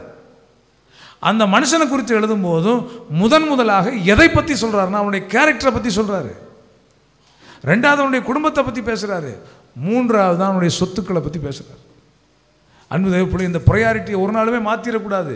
First of all who I am, who we R, நாம் யார், அதான் ரொம்ப முக்கியம் கர்த்தருக்கு. நம்ம யார்? உத்தமமாக இருக்கிறோமா, நேர்மையாக இருக்கிறோமா, ஒழுக்கமாக இருக்கிறோமா, அன்பாக இருக்கிறோமா, தாழ்மையாக இருக்கிறோமா, பொறுமையாக இருக்கிறோமா, நீடிய பொறுமையாக இருக்கிறோமா, ஆவியின் கனி நம்மிடத்திலே காணப்படுகிறதா?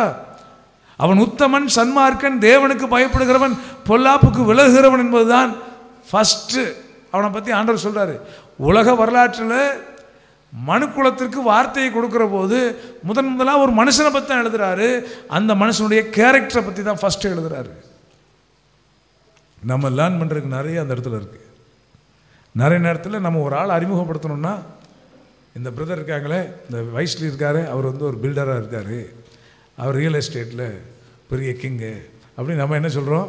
அந்த அந்த மனுஷனுடைய தொழிலை பற்றி சொல்கிறோம், அல்லது உயர்வை பற்றி. இவர் ஐஏஎஸ் படிச்சிருக்காரு, இவர் கலெக்டரு, இவர் வந்து இந்த ஊரில் முக்கியமான மெயின் பிளேசஸில் இவருக்கு ப்ராப்பர்ட்டி இருக்குது அப்படின்னு அவங்கள படிப்பையோ அவங்களுடைய உயர்வையோ அவங்களுடைய பதவியோ அதிகாரத்தையோ மனிதர்கள் முதலாவது சொல்லுவார்கள். ஆண்டவர் மனுஷனை அறிமுகப்படுத்தும் போது அவனுடைய கேரக்டரை பற்றி பேசுகிறார்.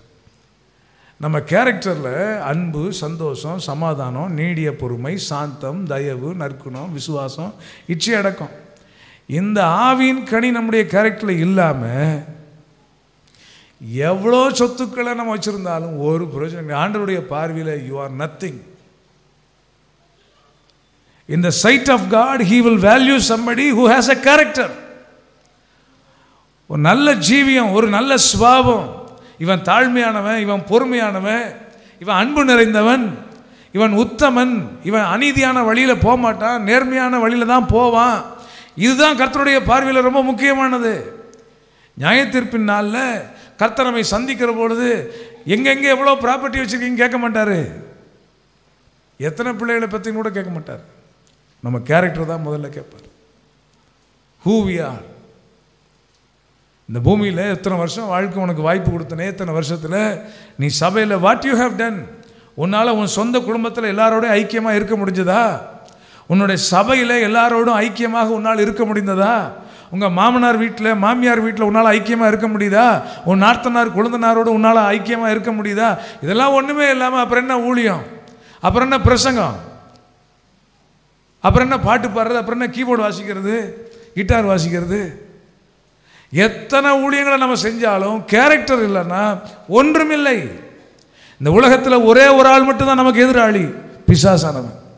அவனை தவிர வேற யாரோடு நமக்கு பகை இருக்கக்கூடாது, யாரோடையும் நமக்கு பிணக்குகள் இருக்கக்கூடாது. எந்த மனிதனையும் மன்னிக்கலாம். உன் காணிக்கை அங்கீகரிக்கப்பட வேண்டுமானால் முன்பு போய் உன் சகோதரனோட ஒப்புரவாகு, பின்பு வந்து உன் காணிக்கை செலுத்து. Least that we can do unto the Lord is giving offering. That offering, if it is accepted by the Lord, ஆண்டவரால் அது ஏற்றுக்கொள்ளப்பட வேண்டும் என்று சொன்னால் நாம் யாவரோடும் சமாதானமாக இருக்க வேண்டும், ஒப்புரவாக வேண்டும். தவறு யார் மீது என்பது பொருட்டே அல்ல. உன் காணிக்கை அங்கீகரிக்கப்பட வேண்டுமானால் நீ ஃபர்ஸ்ட் ஸ்டெப் எடுத்து வை, நீ போய் ஒப்புரவாகு.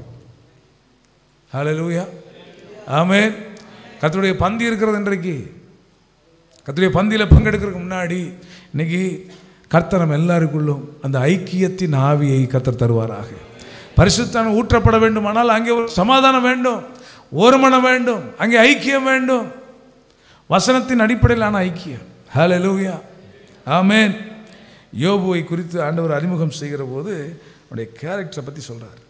திரும்ப நீங்கள் 1 யோவான் 2ஆம் அதிகாரத்துக்கு வாங்க. I would like to run through the scriptures. 1 யோவான் 2ஆம் அதிகாரத்தில் 9ஆம் வசனத்தை மறுபடியும் வாசிக்கிறேன். ஒளியில் இருக்கிறேன் என்று ஒருவன் சொல்லியும் தன் சகோதரனை பகைக்கிறவன் இதுவரைக்கும் இருளிலே இருக்கிறான். தன் சகோதரனிடத்தில் அன்பு கூறுகிறவன் ஒளியிலே நிலை கொண்டிருக்கிறான், அவனிடத்தில் இடரல் ஒன்றுமில்லை. தன் சகோதரனை பகைக்கிறவன் இருளிலே இருந்து இருளிலே நடக்கிறான். இருளானதவன் கண்களை குருடாக்கினபடியினால் தான் போகும் இடம் என்னதென்று அறியாதிருக்கிறான். பிள்ளைகளே, அவருடைய நாமத்து நிமித்தம் உங்கள் பாவங்கள் மன்னிக்கப்பட்டிருக்கிறபடினால் உங்களுக்கு எழுதுகிறேன். ஹல்லேலூயா. இந்த பாவங்கள்னு இந்த முதல் அதிகாரத்துலேருந்து இப்போ வரைக்கும் சொல்லப்பட்ட பாவம்னா நான் சொன்ன மாதிரி விபச்சார குற்றமோ, களவு செய்தலோ, பொய் சாட்சி சொல்லுவதோ, புறன்மனை நோக்குவதோ அல்ல. It is about fellowship. It is about loving one another. தொடர்ந்து பயணிக்கும் போது பிதாக்களே, முதல்ல 12ஆம் வசனத்தில் பிள்ளைகளேன்னு சொல்கிறாரு, 13ஆம் வசனத்தில் பிதாக்களே என்று சொல்கிறார், 14 பிதாக்களேன்னு சொல்கிறாரு, வாலிபரே என்று சொல்லுகிறார், 14 என்ன சொல்கிறாரு வாசிக்கிறேன், கவனிங்க. 13ஆம் வசனம், ஆதி முதல் இருக்கிறவரை நீங்கள் அறிந்திருக்க. 12ஆம் வசனத்தில் முக்கியமான விஷயம் என்னென்னா, அவருடைய நாமத்தின் நிமித்தம் உங்கள் பாவங்கள் மன்னிக்கப்பட்டிருக்கிறபடினால் உங்களுக்கு எழுதுகிறேன். நம்ம எல்லாரும் யாருன்னா மன்னிக்கப்பட்ட பாவிகள். சொல்லுங்க அப்போ, கரங்களை உயர்த்தி. நம்ம பரிசுத்தவான்கள் தானே சொல்லி பழகிருக்கோம். ஒரு விஷயம் கை வச்சு, நான் ஒரு மன்னிக்கப்பட்ட பாவி. என் பாவங்களை கிறிஸ்து மன்னிச்சதுனால தான் நீதிமான். என் நீதினால் நான் நீதிமான் அல்ல, என் பரிசுத்தத்தினால் நான் பரிசுத்தவான் அல்ல. பாவங்கள் மன்னிக்கப்பட்ட மனிதர்களின் கூட்டமைப்பு தான் சபை. அல்லேலூயா. மனம் திரும்பின பாவினே சில நேரத்தில் சொல்ல முடியல. ஏன்னா இன்னும் சில பாவங்கள் தலை தூக்கி கொண்டு தான் இருக்கிறது, சில சுபாவங்கள், ஜென்ம சுபாவங்கள் தலை தூக்கி கொண்டு தான் இருக்கிறது. அப்போ நம்ம மன்னிக்கப்பட்ட பாவிகளின் கூட்டமைப்பாக இருக்கிறது. அப்போ ஒரிஜினலாக நம்ம யாருன்னா பாவி தான். I am not better than anyone. We all of us have sinned and fallen short of the glory of God. நம்ம எல்லாரும் பாவம் செய்து தேவ மகிமையை இழந்து போனோம். அவருடைய கிருபையினாலே அவருடைய பிள்ளைகளாக இன்றைக்கு உள்ளே அமர்ந்திருக்கிறோம். அல்லேலூயா. நான் அப்படித்தான் நினைக்கிறேன். ஒவ்வொரு முறை பிரசங்க பீடத்துக்கு வரும்போதும் நான் யோகிய, இவங்க எல்லாரும் பாவம் செஞ்சு உட்கார்ந்துருக்குறாங்க, இவங்களுக்கெல்லாம் உபதேசம் பண்ணுறேன்னு ஒரு நாள் கூட யோசிச்சதே கிடையாது. சபை மக்களுக்கு தெரியும், ஒரு நாளும் சுயநீதி பேசுவதே இல்லை. I am just like you, one among you. We all of us have weaknesses. We all of us have problems, difficulties. கவனிங்க, தொடர்ந்து கவனிங்க. அதான் மன்னிக்கப்பட்டவர்கள், அதனால் உங்களுக்கு எழுதுகிறேன். 13ஆம் வசனம், பிதாக்களே, ஆதி முதல் இருக்கிறவரை நீங்கள் அறிந்திருக்கிறபடினால் உங்களுக்கு எழுதுகிறேன். நீங்கள் எல்லாரும் கர்த்தரை அறிஞ்சதுனால உங்களுக்கு எழுதுகிறேன். வாலிபரே, பொல்லாங்கனை நீங்கள் ஜெயித்ததினால் உங்களுக்கு எழுதுகிறேன். பிள்ளைகளே, நீங்கள் பிதாவை அறிந்திருக்கிறபடினால் உங்களுக்கு எழுதுகிறேன். பிதாக்களே, ஆதி முதல் இருக்கிறவரை நீங்கள் அறிந்திருக்கிறபடினால் உங்களுக்கு எழுதுகிறேன். வாலிபரே, நீங்கள் பலவான்களாக இருக்கிறதினாலும் தேவ வசனம் உங்களில் நிலைத்திருக்கிறதினாலும் நீங்கள் பொல்லாங்கனை ஜெயித்ததினாலும் உங்களுக்கு எழுதுகிறேன். 12 14 வரைக்கும் எழுதுகிறேன் எழுதுகிறேன் எழுதுகிறேன். ஏன் எழுதுகிறேன் இது திரும்ப திரும்ப திரும்ப சொல்கிறார். என்னென்னா, இந்த யோவான் இந்த நிருபத்தை எழுதும்போது ஆவியானவருக்கு தர்ற வார்த்தை என்னென்னா, இவங்க எல்லாரும் ஐக்கியமாக இருக்கணும், சகோதரர்களுக்குள்ள பிரிவினைகள் வரக்கூடாது. இந்த நோக்கத்தை மனசில் வச்சுட்டு அவர் எழுதும்போது இதை ரீட் பண்ண போட இமீடியட் ஆடியன்ஸ், இமீடியட் காங்கிரிகேஷன், அவங்களுக்கு இவர் என்ன நோக்கத்தில் எழுதுகிறாரு, யாரை பற்றி எழுதுகிறாரு, எதனால் இப்படி எழுதுகிறாரு எல்லாம் தெரிஞ்சது தான். தெரிஞ்சதுனால அவர் என்ன பண்ணுறாருன்னா கொஞ்சம் ஸ்ட்ராங்காக சொல்கிறாரு. நான் சொந்தமாக மாம்சத்தில் இதை சொல்லலை, நீங்கள் எல்லாரும் பொல்லாங்கனை ஜெயித்தவங்க, நீங்கள் பிதாவை அறிந்தவர்கள், நீங்கள் வாலிபர்கள், நீங்கள் பலவான்கள், அதனால் உங்களுக்கு எழுதுகிறேன். ஆதி முதல் இருக்கிறவன் நீங்கள் அறிந்திருக்கிறனால நான் உங்களுக்கு எழுதுகிறேன், நீங்கள் மன்னிக்கப்பட்டதுனால நான் உங்களுக்கு எழுதுகிறேன் அப்படின்னு திரும்ப திரும்ப ஜஸ்டிஃபிகேஷன் மாதிரி கொடுக்குறாரு. கொடுத்துட்டு உலகத்திலும் உலகத்தில் உள்ளவைகளிலும் அன்பு கூறாதிருங்கள். ஒருவன் உலகத்தில் அன்பு கூர்ந்தால் அவனிடத்தில் பிதாவின் அன்பு இல்லை. அதாவது யாரை நேசிக்கணுமோ அதை நேசிக்கல, எதை நேசிக்கக்கூடாதோ அதை நேசிக்கிறது. ரெண்டுக்கு வித்தியாசம் இருக்குது. தொடர்ந்து பயணிக்கிறேன். ஏனெனில் மாம்சத்தின் இச்சையும் கண்களின் இச்சையும் ஜீவனத்தின் பெருமையுமாகிய உலகத்தில் உள்ளவைகள் எல்லாம் பிதாவினால் உண்டானவைகள் அல்ல, அவைகள் உலகத்தினால் உண்டானவைகள். உலகமும் அதன் இச்சையும் ஒளிந்து போகும், தேவனுடைய சித்தத்தின்படி செய்கிறவனோ என்றென்றைக்கும் நிலைத்திருப்பான். பிள்ளைகளே, இது கடைசி காலமாக இருக்கிறது. அந்தி கிறிஸ்து வருகிறான் என்று நீங்கள் கேள்விப்பட்டபடி இப்பொழுதும் அநேக அந்தி கிறிஸ்துகள் இருக்கிறார்கள். அதனால இது கடைசி காலம் என்று அறிந்திருக்கிறோம். கடைசி காலத்துக்கு என்ன அடையாளம்? அப்படியே 2 வசனம் திருப்பி பாருங்களேன். 2 தீமோத்தேயு 3ஆம் அதிகாரம், 2 தீமோத்தேயு 3ஆம் அதிகாரம், பேஜ் நம்பர் 293, முதல் வசனத்தை வாசிக்கிறேன். மேலும் கடைசி நாட்களில் கொடிய காலங்கள் வரும் என்று அறிவாயாக. எப்படி எனில் மனுஷர்கள் எப்படி இருப்பாங்களாம்? தற்பிரியர். அப்படின்னு என்ன அர்த்தம்? என்ன ஜேபிஎன்ஐ தற்பிரியர்னா என்னது? சுயநலமாக இருப்பாங்க. நான் நல்லா இருந்தால் போதும், எனக்கு என்ன கிடைக்கும், நான் எப்படி வாழ்கிறது, எனக்கு எல்லாம் நடந்துச்சுன்னா போதும், அடுத்தவனை பற்றி எனக்கு கவலையே கிடையாது. I don't care about any one. If I am happy அது போதும், எனக்கு என்ன நடந்துச்சா ஓகே. அதுதான் தற்பிரியர். 2வது பணப்பிரியர். கடைசி காலத்தினுடைய அடையாளம் என்னது? பணத்தின் மேலே இருக்கிற பிரியம் உறவுகள் மேலே இருக்காது. தன்னுடைய சொந்த விருப்பங்களின் மேலே இருக்கிற நாட்டம் மற்றவளை பற்றிய கேரே இருக்காது. தற்பிரியர், பணப்பிரியர், வீம்புக்காரர், அகந்தை உள்ளவர்கள், தூசிக்கிறவர்கள், தாய் தகப்பன்மாருக்கு கீழ்ப்படியாதவர்கள், நன்றி அறியாதவர்கள், பரிசுத்தம் இல்லாதவர்கள், சுவாப அன்பு இல்லாதவர்கள், இணங்காதவர்கள். இணங்காதவர்கள் என்ன அர்த்தம்? எதுக்குமே ஒத்து போக மாட்டான், என்ன சொன்னாலும் குறுக்க நிற்பான். அது பேர் இணங்காதவர்கள். கடைசி காலத்தில் உள்ள கேரக்டரில் உள்ள மாற்றத்தை தான் ஆண்டவங்க சொல்றார். இது வரைக்கும் படித்த எல்லாமே என்னதான்? கேரக்டரோட தொடர்புடையது. இணங்காதவர்கள். அப்புறம் என்னது? அவதூறு செய்கிறவர்கள், இச்சை அடக்கம் இல்லாதவர்கள், கொடுமையுள்ளவர்கள், நல்லோரை பகைக்கிறவர்கள், துரோகிகள், துணிகரம் உள்ளவர்கள், இருமாப்புள்ளவர்கள், தேவ பிரியராய் இல்லாமல் சுகபோக பிரியராய் இருக்கிறவர்கள். கடைசி காலத்துக்குள்ள அடையாளம் தேவ பிரியராக இருக்க மாட்டான், சுகபோக பிரியர். என்டர்டைன்மெண்ட் இஸ் எவ்ரி திங் ஃபார் தேம். சிற்றின்பங்களிலே தங்களை இணைத்து கொண்டிருப்பார்கள். அன்பு தேவ பிள்ளைகளே, 1 யோவான் 2ஆம் அதிகாரத்துக்கு வாருங்கள். 18ஆம் வசனத்தில், பிள்ளைகளே இது கடைசி காலமாக இருக்கிறது. அந்தி கிறிஸ்து வருகிறான் என்று நீங்கள் கேள்விப்பட்டபடி இப்பொழுதும் அநேக அந்தி கிறிஸ்துகள் இருக்கிறார்கள். அதனாலே இது கடைசி காலம் என்று அறிகிறோம். அவர்கள் நம்மை விட்டு பிரிந்து போனார்கள், ஆகிலும் அவர்கள் நம்முடையவர்களாக இருக்கவில்லை. நம்முடையவர்களாக இருந்தார்களானால் நம்முடனே நிலைத்திருப்பார்களே. எல்லாரும் நம்முடையவர்கள் அல்லவென்று வெளியாகும்படிக்கே பிரிந்து போனார்கள். இந்த இடத்துல கொஞ்சம் பர்சனலாக சில மேட்டர்ஸ் உள்ள சொல்லுகிறார். இந்த யோவான் தன்னுடைய நிருபத்தை எழுதும்போது கொஞ்சம் பேர் ஏன் அந்த ஐக்கியத்தை பற்றி பேசுகிறாரு, ஏன் அங்கே ஒருவர் நேசிக்கணுன்ற பற்றி சொல்கிறாருன்னா, கொஞ்சம் பேர் ஐக்கியத்தை விட்டு வெளில போயிட்டாங்க. அதனால தான் இதை எழுதுகிறார்.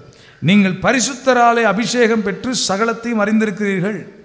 பரிசுத்தராலே அபிஷேகம் பெற்று சகலத்தையும், சத்திய ஆவியானவர் வருகிற போது சகல சத்தியத்தில் நம்மை நடத்துவார், சகல சத்தியங்களை நமக்கு போதிப்பார், சகல சத்தியங்களை நமக்கு உணர்த்துவார். அப்போ நீங்கள் எல்லாமே அறிந்திருக்கிறீங்க. சத்தியத்தை நீங்கள் அறியாதனால் அல்ல, நீங்கள் சத்தியத்தை அறிந்திருக்கிறதினாலும் சத்தியத்தினால் ஒரு பொய்யும் உண்டாகிறாது என்பதை நீங்கள் அறிந்திருக்கிறதினாலும் உங்களுக்கு எழுதுகிறேன். மறுபடியும் அந்த உங்களுக்கு எழுதுகிறேன் நிற்கிறார். இயேசுவை கிறிஸ்து அல்ல என்று மறுதலிக்கிறவனை அல்லாமல் வேற யார் பொய்யன்? பிதாவையும் குமாரனையும் மறுதலிக்கிறவனே அந்தி கிறிஸ்து. 23ஆம் வசனம், குமாரனை மறுதலிக்கிறவன் பிதாவையுடையவன் அல்ல, குமாரனை அறிக்கையிடுகிறவன் பிதாவையும் உடையவனாய் இருக்கிறான். ஆகையால் ஆதி முதல் நீங்கள் கேள்விப்பட்டது உங்களில் நிலைத்திருக்க கடவுது. ஆதி முதல் நீங்கள் கேள்விப்பட்டது உங்களில் நிலைத்திருந்தால் நீங்களும் குமாரனிலும் பிதாவிலும் நிலைத்திருப்பீர்கள். அங்கே பிதாவோடும் குமாரனோடும் ஐக்கியம், பிதாவிலும் குமாரனும் நிலைத்திருப்பது, அந்த இடத்துக்கு நிற்கிறார். தொடர்ந்து வாசிக்கலாம், கவனிங்க. 24ஆம் வசனம், ஆகையால் ஆதி முதல் நீங்கள் கேள்விப்பட்டது உங்கள் நிலைத்திருக்க கடவுது. ஆதி முதல் நீங்கள் கேள்விப்பட்டது உங்கள் நிலைத்திருந்தால் நீங்களும் குமாரனிலும் பிதாவிலும் நிலைத்திருப்பீர்கள். நித்திய ஜீவனை அளிப்பேன் என்பதே அவர் நமக்கு செய்த வாக்குத்தத்தம். உங்களை வஞ்சிக்கிறவளை குறித்து இவைகளை உங்களுக்கு எழுதியிருக்கிறேன். நீங்கள் அவராலே பெற்ற அபிஷேகம், மறுபடியும் இந்த அபிஷேகத்தை குறித்து சொல்லப்பட்டிருக்கிறது. நீங்கள் அவராலே பெற்ற அபிஷேகம் உங்களில் நிலைத்திருக்கிறது. ஒருவரும் உங்களுக்கு போதிக்க வேண்டியதில்லை.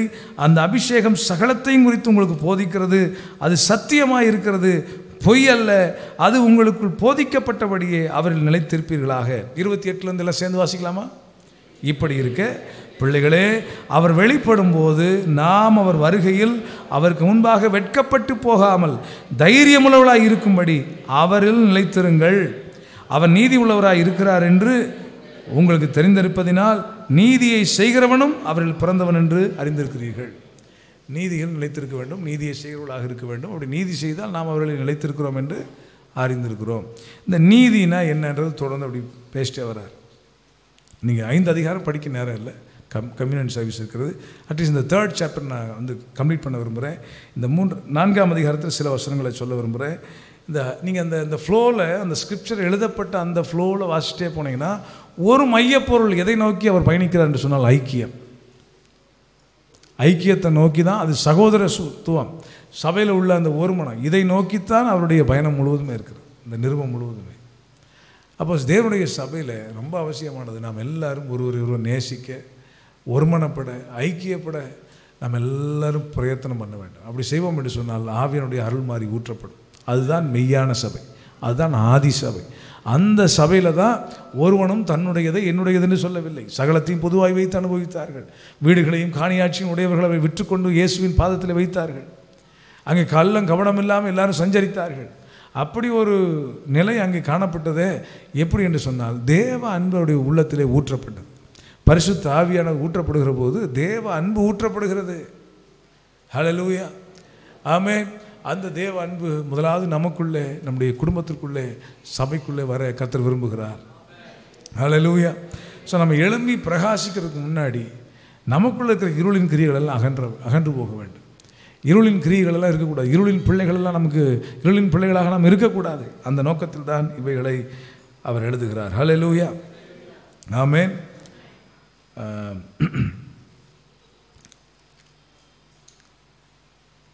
4ஆம் அதிகாரத்துக்கு வாங்க. 4ஆம் அதிகாரத்துக்கு போயிடுவோம். பிரியமானவர்களே, உலகத்தில் அநேகம் கள்ளத்தீர்க்கதரிசிகள் தோன்றி இருப்பதினால் நீங்கள் எல்லா ஆவிகளையும் நம்பாமல் அந்த ஆவிகள் தேவனால் உண்டானவைகளோ என்று சோதித்தறியுங்கள். தேவ ஆவியை நீங்கள் எதனாலே அறியலாம் என்றால், மாம்சத்தில் வந்த இயேசு கிறிஸ்துவை அறிக்கை பண்ணுகிற எந்த ஆவியும் தேவனால் உண்டாயிருக்கிறது. மாம்சத்தில் வந்த இயேசு கிறிஸ்துவை அறிக்கை பண்ணாத எந்த ஆவியும் தேவனால் உண்டானதல்ல. வரும் என்று நீங்கள் கேள்விப்பட்ட அந்தி கிறிஸ்துவினுடைய ஆவி அதுவே, அது இப்பொழுதே உலகத்தில் இருக்கிறது. பிரியமானவர்களே, ஆரம்பித்தார் இந்த அதிகாரத்தை 4ஆம் வசனத்தில், பிள்ளைகளே நீங்கள் தேவனால் உண்டாயிருந்து அவர்களை ஜெயித்தீர்கள், ஏனெனில் உலகத்தில் இருக்கிறவனிலும் உங்களில் இருக்கிறவர் பெரியவர். ஹல்லேலூயா. அவர்கள் உலகத்துக்குரியவர்கள் ஆகையால் உலகத்துக்குரியவர்களை பேசுகிறார்கள், உலகமும் அவர்களுக்கு செவி கொடுக்கும். நாங்கள் தேவனால் உண்டானவர்கள், தேவனை அறிந்தவன் எங்களுக்கு செவி கொடுக்கிறான், தேவனால் உண்டாயிராதவன் எங்களுக்கு செவி கொடுக்கிறதில்லை. இதனாலே சத்திய ஆவி இன்னதென்றும் வஞ்சக ஆவி இன்னதென்றும் அறிந்திருக்கிறோம். சத்திய ஆவிக்கு எதிரானது வஞ்சக ஆவி, ஏமாற்றுகிற ஆவி. சத்தியம் என்றால் உண்மை. இப்போ பாருங்கள் பிரியமானவர்களே, ஒருவரில் ஒருவர் அன்பாயிருக்க கடவோம், ஏனெனில் அன்பு தேவனால் உண்டாயிருக்கிறது. அன்புள்ள எவனும் தேவனால் பிறந்து தேவனை அறிந்தவனாய் இருக்கிறான். அல்லேலூயா. அன்பு உள்ளவன் மட்டும்தான் கர்த்தரை அறிந்தவன். சொல்லுங்கள், அன்புள்ளவர்கள் மட்டும்தான் கர்த்தரை அறிந்தவர்கள். அன்பில்லாதவன் தேவனை அறியான், தேவன் அன்பாகவே இருக்கிறார். 9ஆம் வசனம், தம்முடைய ஒரே பேரான குமாரனாலே நாம் பிழைக்கும்படிக்கு தேவன் அவரை இவ்வுலகத்தில் அனுப்பினதினாலே தேவன் நம்மேல் வைத்த அன்பு வெளிப்பட்டது. தேவன் தம்முடைய அன்பை எப்படி வெளிப்படுத்தினார்? அவர் பூலோகத்துக்கு வந்தார், பரலோகத்தை விட்டு பூலோகத்துக்கு வந்தார்.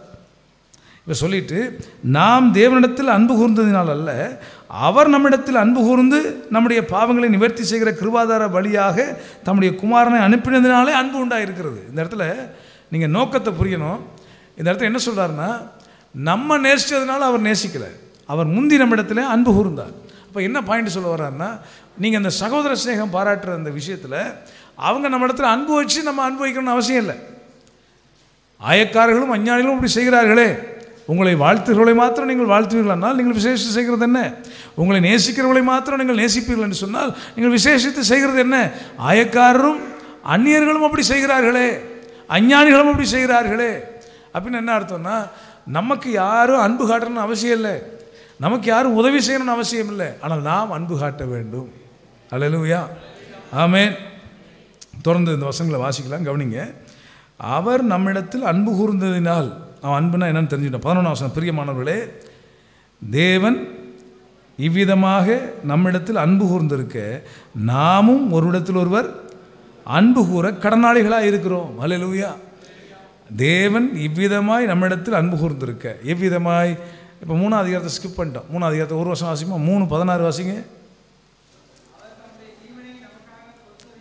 கிறிஸ்து தம்முடைய ஜீவனை நமக்காக கொடுத்ததினாலே அன்பு இன்னதென்று அறிந்திருக்கிறோம், நாமும் சகோதரருக்காக ஜீவனை கொடுக்க கடனாளிகளாக இருக்கிறோம். அப்போ நாம் ஒருத்தருக்காக ஒருத்தர் உயிரை கொடுக்க கடனாளிகளாக இருக்கிறோம். ஹல்லேலூயா, ஹல்லேலூயா, ஆமென். ஒரு முறை தேவசகா என்ன உடம்பு சரியில்லாமல் கொங்குநாடு ஹாஸ்பிட்டலில் அட்மிட் பண்ணியிருந்தாங்க. அப்போ பிளட்டு கொடுக்குறதுக்கு டோனர் வேணும்னு கேட்டாங்க. நான் போய் பிளட்டு கொடுக்க போயிருந்தேன். அப்போ அவர் ஹாஸ்பிட்டலேருந்து வந்தவுடனே என்கிட்ட சொன்ன டைலாக் மறக்க முடியாது. எனக்காக ஏசப்பா முதல்ல ரத்தம் கொடுத்தாரு, ரெண்டாவது எங்கள் பாஸ்டர் எனக்காக ரத்தம் கொடுத்தாரு அப்படின்னார். அன்பான தேவ பிள்ளைகளே, அவர் என்ன செஞ்சாரோ அதை நம்மளும் செய்யணுமா? அப்போ தான் அன்பா. தெய்வீக அன்பை வெளிப்படுத்துவது என்றால் என்ன அர்த்தம்னா, அவர் நம்மிடத்தில் அன்பாக இருந்தது போல நாம் ஒருவர் அன்பாக இருக்க வேண்டும் என்பதே புதிதான கட்டளை. யோவான் 13:34-35. அப்போ அவர் அன்பு கூர்ந்த மாதிரி நம்ம அன்பு கூறணும்னா என்ன அர்த்தம்னா, 1 யோவான் 3:16 அவர் தம்முடைய ஜீவனை நமக்காக கொடுத்ததினாலே அன்பு இன்னதென்று அறிந்திருக்கிறோம், நாமும் சகோதரருக்காக ஜீவனை கொடுக்க கடனாளிகளாக இருக்கிறோம். ஒருத்தருக்காக ஒருத்தர் ஜீவனை கொடுக்குற அளவுக்கு ஒரு அன்பு நமக்குள்ளே வர வேண்டும். அல்லேலூயா. அங்கே தான் ஐக்கியம் இருக்கும், அங்கே தான் ஆவியான ஊற்றப்படுவார். வெறுமனே அந்நிய பாஷையை பேசி வரங்களை அப்படியே கண்ணை மூடணுன்னே அப்படியே கடந்த கால நிகழ்காலம் எதிர்காலம்லாம் திருக்கரசன் சொல்கிறதுனால கர்த்தர் நம்ம கூட இருக்கான்னு அர்த்தம் இல்லை. We need those gifts. The anointing of the Holy Spirit will bring the gift of the Holy Spirit. We long for the gift of prophecy, gift of healing, gift of interpretation, but at the same time, more than those gifts, we must have the love of God in our lives.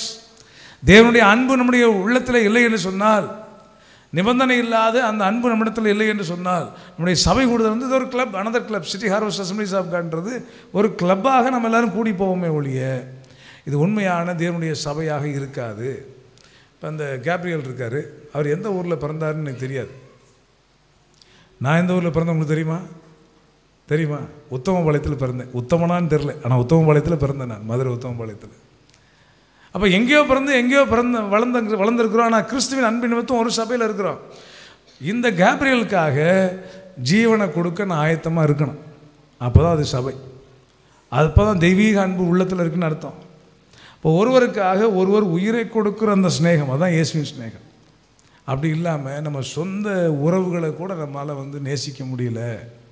இந்த சபையில் ஒருத்தர் எதையாவது ஒரு பகை, என்னைக்காவது ஒரு நாள் ஒரு வருத்தத்தை வச்சுட்டு அப்படியே சத்தம் இல்லாமல் சில ஆட்கிட்ட பேசி சில ஆட்கிட்ட பேசாமல் ஊழியத்துலேயும் நம்ம ஈடுபட்டுட்டு அப்படி வந்துட்டு போனோம்னா அது கர்த்தருடைய பார்வையில் அது உகந்ததாக இருக்காது. கர்த்தர் நம்மள்கிட்ட என்ன சொத்து வச்சுருக்கோன்னு கேட்க மாட்டார். எத்தனை பிள்ளைகளை பெற்றோன்றதெல்லாம் ரெண்டாவது. நீ யார், உன் கேரக்டர் என்ன, உன்கிட்ட அன்பு இருக்கா, தெய்வீக அன்பு இருக்கா, ஏசப்பா கொடுத்த அன்பு இருக்கா, ஜீவனை கொடுக்குற அன்பு இருக்கா, அதை தான் கர்த்தர் பார்ப்பார். இன்றைக்கி கூட கர்த்தர் இந்த கம்யூனிட்டி சர்வீஸ்குள்ளே போகிறதுக்கு முன்னாடி சபையில் ஆண்டவர் எதிர்பார்ப்பது, அடியே நடத்திலும் எதிர்பார்ப்பது தெய்வீக அன்பு. ஹல்லேலூயா. இந்த அன்பை நமக்கு கொடுத்துட்டாருன்னா உறவுகளில் சிக்கலே வராதுங்க. எந்த உறவுமே பிரச்சனை வராது. மாமியாரோ மருமகளோ, கணவன் மனைவி, பெற்றோர் பிள்ளைகள், சகோதரர்கள் சகோதரிகள், யாருக்குள்ளேயுமே பிரச்சனை வராது. சத்துருவையும் ஸ்நேகின்னு சொன்னார், பகைக்கிறவளுக்கு நன்மை செய்யணும்னு சொன்னார், பசியாக இருக்கிறவனுக்கு ஆகாரம் கொடு என்று சொன்னார். இதெல்லாம் நம்மால் 100% பின்பற்ற முடியும். எப்பொழுதுன்னு சொன்னால் தெய்வீக அன்பினால் நம்முடைய இருதயம் நிரப்பப்பட்டிருக்க வேண்டும். அவருடைய கற்பனைகளை கை கொள்ளுகிறவன் அவரை அறிந்திருக்கிறான் என்று அர்த்தம்.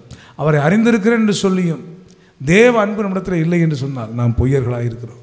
தேவ அன்பு நமக்குள்ளே இருக்கும் என்று சொன்னால் இயேசுவை போல மாறிவிடுவோம். இயேசு காட்டி கொடுக்கிறவனையும் சிநேகிதனே என்று அழைத்தார்.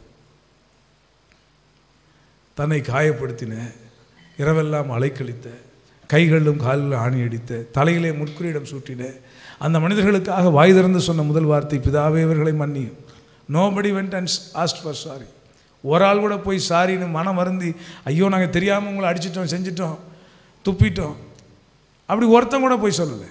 ஆனால் அவர் சொல்கிறாரு, பிதாவே இவர்களை மன்னியும், தாங்கள் செய்கிறது என்னதென்று அறியாமல் செய்கிறார்கள். பெந்தேகோஸ்தே நாள் என்பது it will become a very meaningful day only when we have a love for each other like Christ love. கிறிஸ்துவின் அன்பு நம்மிடத்தில் காணப்பட கர்த்தர் கிருபை செய்வாராக.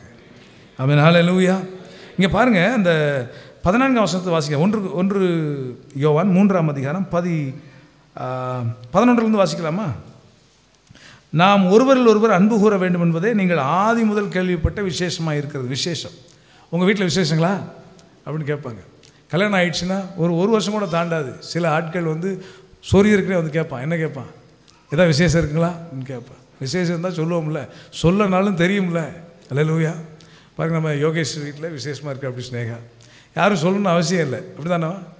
அந்த அம்மா வந்து என்ன தான் துணியை போட்டு 3 நாளும் பார்த்தோன்னே தெரியுது, தொப்பை பெருசாக இருக்கே, உள்ளே ஒருத்தன் வந்துட்டான்னு அர்த்தம். அப்படி தானே? என்ன ஒன்றும் பேச மாட்டேறீங்க? ஆமாம், விசேஷம்னா சொல்ல போகிறாங்க. இந்த விசேஷமாக அப்படின்னு கேட்குறது மாதிரி விட்டுருங்க. அந்த பிள்ளைய பாவம் மனசு உடஞ்சி போயிடுதுங்க. இப்படி கேட்கக்கூடாது.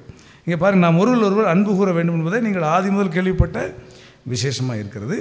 பொல்லாங்கனால் உண்டாயிருந்து தன் சகோதரனை கொலை செய்த காயினை போல இருக்க வேண்டாம். பொல்லாங்கனால் உண்டாயிருந்து அப்படின்னு சொல்லப்பட்டிருக்குது. அவன் எது நிமித்தம் அவனை கொலை செய்தான்? தன் கிரியைகள் பொல்லாதவைகளும் தன் சகோதரனுடைய கிரியைகள் நீதி உள்ளவைகளுமாய் இருக்கிறது நிமித்தம்தானே.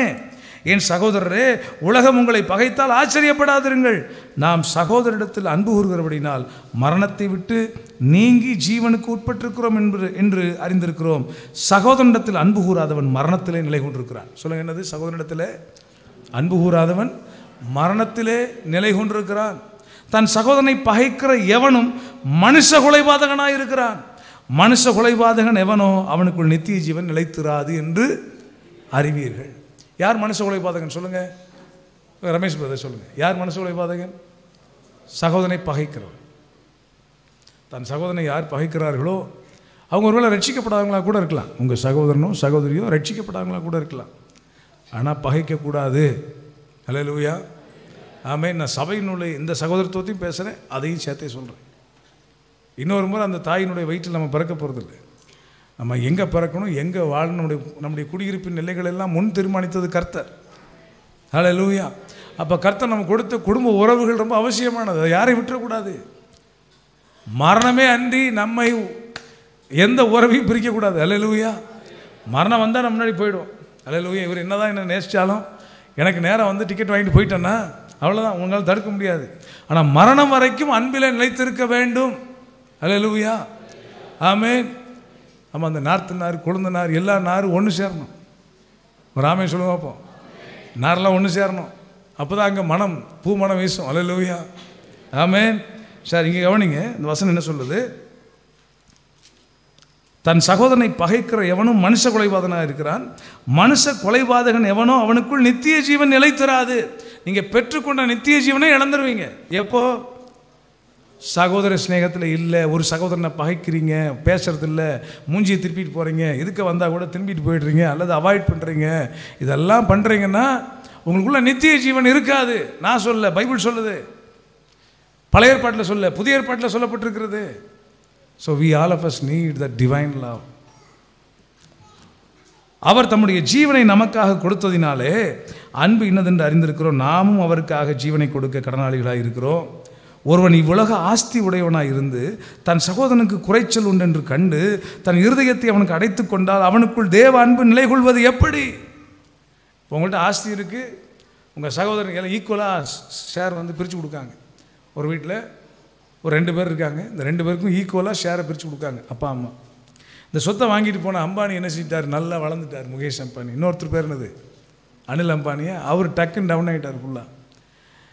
இந்த அனில் அம்பானியோடைய ஷேர்லாம் வாங்கி அவரை மறுபடியும் நிலைநிறுத்தினது யார் தெரியல உங்களுக்கு? அது ஸ்டோரி தெரியலையா?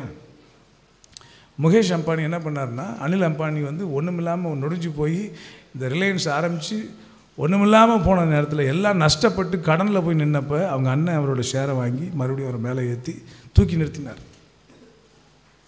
ஒரு உலக மனிதர்கள் அப்படி செய்வாங்களான்னா, இந்த வசனம் சொல்லுது, ஒருவன் இவ்வுலக ஆஸ்தி உடையவனாக இருந்து தன் சகோதரனுக்கு குறைச்சல் உண்டு என்று கண்டு தன் இருதயத்தை அவனுக்கு அடைத்து கொண்டால் அவனுக்குள் தேவ அன்பு நிலை கொள்வது எப்படி? ஒருத்தன் கீழே போனான்னா அவனை தூக்கி விடுறதா கர்த்தர் நம்மளை வச்சுருக்கார். ஆமெல்லாம் கொஞ்சமாக இருக்குது. அல்லேலூயா. ஒருத்தன் விழுந்து போனான்னா அவனை தூக்கி விடுறதுக்கு தான் கர்த்தர் நம்மளை வச்சுருக்கிறாரு. நம்மளை விட்டு போனான்ல, அவனுக்கு வேணும் அப்படின்னா உனக்குள்ளே பிசாசின் ஆவி இருக்குன்னு அர்த்தம். நம்மளை விட்டு போனான்ல, அவன் அனுபவிக்கட்டும் அப்படின்னு நினச்சா உள்ள தேவ அன்பு இல்லைன்னு அர்த்தம். கசப்பு உள்ள இருக்குன்னு அர்த்தம். நித்திய ஜீவன் உனக்குள்ளே இருக்காது. தேவ அன்பு உனக்குள்ளே இல்லைன்னா பிசாசு உள்ளே வந்து உட்காந்துடுவான். ஒரு வீட்டை விட்டு பிசாசு வெளில போகும்போது மறுபடியும் 7 பிசாசு கூட்டு வந்து வேடிக்கை பார்க்கும். என்னது உள்ளே என்ன இருக்குது? சங்கீதாசத்துக்குள்ளே என்ன இருக்குது? அந்த பார்க்க உள்ள வசனமும் இல்லை, ஆவியும் இல்லைன்னா நல்ல வசதியான வீடாக இருக்குது, என்ன செய்யும்? என்ன முரளி சார், இன்னும் 7 பிசாசு, முதல்ல இருந்த பிசாசை விட 7 மடங்கு கூட்டு வந்து உள்ளே வந்து குடியிருந்துடும். அப்போ உள்ளே என்ன இருக்கணும்? வீடு வெறுமையாக இருக்கக்கூடாது, தேவ அன்பினால் நிறைந்திருக்க வேண்டும். அல்லேலூயா. கர்த்தருடைய இருதயங்களை தேவ அன்பினால் நிரப்புவாராக, தேவ வசனத்தினால் நிரப்புவாராக, தேவ கிருபையினால் நிரப்புவாராக. நான் சொல்கிற உபதேசம் வந்து கேட்கறதுக்கு ரொம்ப ஈஸியாக இருக்கும், போதிக்கிறதுக்கு ரொம்ப ரொம்ப ஈஸியாக இருக்கும். ஆனால் கை கொள்றதுக்கு பரிசுத்தான உதவி செய்யணும். அதுக்கு தான் அபிஷேகம் வேணும். அல்லேலூயா. ஆவியானவர் ஊற்றப்பட்டால் தான் காரியங்கள் நடக்கும். அல்லேலூயா. ஆவியானவர் வரணும்னா ஒரு மனம், எனக்குள்ள ஒரு விருப்பம் மட்டும் வந்தால் போதுங்க. என்ன விருப்பம்னா, இன்றைக்கி நான் உங்கள்ட்ட சொல்கிறது, நீங்கள் சகோதரனை நேசிங்க, உயிரை கொடுக்க அளவுக்கு நேசிங்கன்னு கூட சொல்ல, நேசிக்க பலன் தாங்க ஆண்டவரேன்னு போய் சொல்லுங்க. பரிசுத்த குணத்தில் வரும்போது நீங்கள் பலன் அடைந்து, ஹல்லேலூயா, அந்த பலன் வந்து not just to proclaim the gospel. when you receive the power of the Holy Spirit, you will become witness for Christ. கிறிஸ்துவுக்கு சாட்சியாக நிற்க முடியும். சாட்சின்றது not just in words, through your life you will become a witness to Christ. Hallelujah. அந்த தெய்வீக அன்பு நம்மளை வெளிப்பட வேண்டும். ஆமென். அந்த தெய்வீக அன்பு நமக்குள்ளே வெளிப்படுகிற போது கர்த்தர் நம்மளே மகிமைப்படுவார். Hallelujah. Irrespective of who they are, what they have done, how they have betrayed you, how they have ill-treated you. Jesus was mocked, Jesus was insulted, Jesus was rejected, he was nailed on the cross, he was forsaken by everyone who has received. எனக்கு என்ன ஆச்சரியம்னா, இயேசு கிறிஸ்துவை எத்தனை பேர் அற்புதம் பெற்றாங்க. பரவாசை விடுதலையாக்குன்ற குரல் தான் ஓங்கின்றதே ஒழிய இயேசுவை விடுதலையாக்குன்ற குரல் கேட்கப்படவே இல்லையே. ஏன் கேட்கப்படலை? அற்புதம் பெற்றவங்களாம் எங்கே போனான்?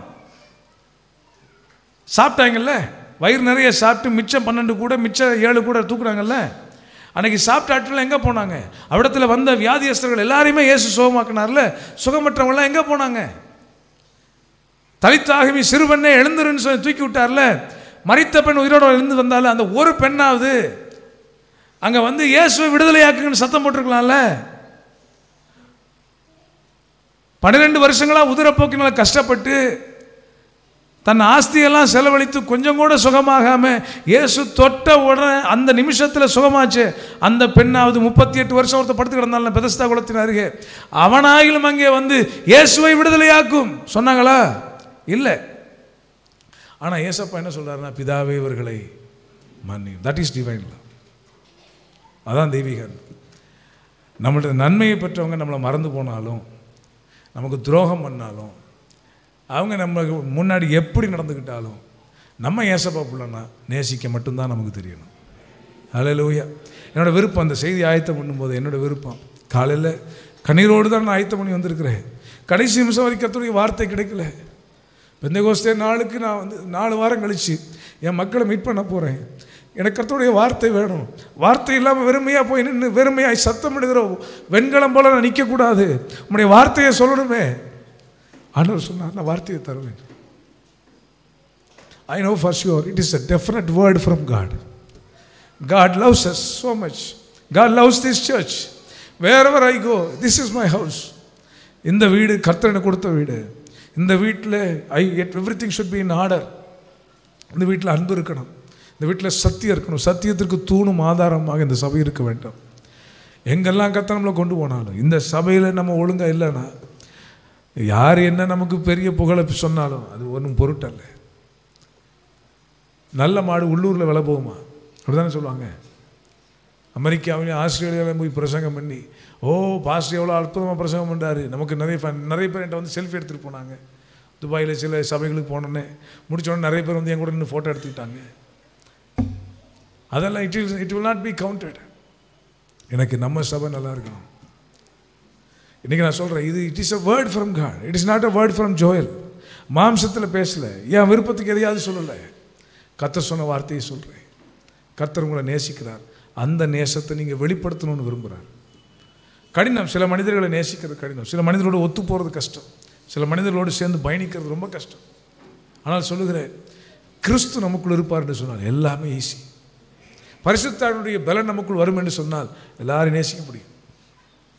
நான் சொன்னேன்ல, 38 வருஷம் அவர் பிறக்கிறதுக்கு முன்னாடி இருந்து படுத்து கிடந்தவன். அவன் அங்கே வந்து ஒரு கலாட்டா பண்ணியிருக்கலாம்ல, இயேசுவை விடுதலையாக்கு சொல்லியிருக்கலாம்ல. He was rejected by everyone. Those who have received the good things, benefits from Jesus, they have also forgotten. அவங்க எல்லாம் மறந்துட்டாங்க கம்ப்ளீட்டா. They have forgotten the good things that he has done to them. லாசரு இருந்தாரான்னு தெரியல. மேலே போனவங்களெல்லாம் கேள்வி கேட்க நினச்சிருக்கேன் நான். மேலே போனான்ற சொல்கிறேன்ல, ஏன்னா நம்ம எல்லாருமே பிள்ளைகள் அவருடைய கிருபையினால் மட்டும்தான் போக முடியக்கூடிய, நீதினால் போக முடியாது. நம்ம இடத்துல தாழ்ச்சி உண்டு, அன்பில் தாழ்ச்சி உண்டு, இடத்துல உண்டு. So I want everyone to repent this morning. I think it is enough. நான் இன்னும் அடுத்த அதிகாரத்தில் இன்னும் கொஞ்சம் ஸ்ட்ராங்காகவே 4ஆம் அதிகாரத்தில் ரொம்ப ஸ்ட்ராங்காக சொல்கிறார். இந்த சகோதர ஸ்நேகத்தை குறித்து, ஐக்கியத்தை குறித்து. ஏன் இதை தியானிக்கிறோம்னு சொன்னால், இன்றைக்கி பெந்தைகோஸ்தே நாள். பெந்தைகோஸ்தே நாள்னா அங்கே இருக்கிற ஆர்ப்பாட்டம் அல்ல, அங்கே பேசின அந்நிய பாஷை அல்ல, அங்கே இருந்த ஒரு மனம். 10 நாட்கள் அவர்கள் கூடி மேலறை வீட்டில் கூடி யூதர்களுக்கு பயந்திருந்தார்கள். ஆனால் 10 நாட்கள் அவர்கள் கூடி ஜெபம் பண்ணினார்கள். அவர் ஜெபம் பண்ண போது கூடியிருந்த இடம் அசைந்தது.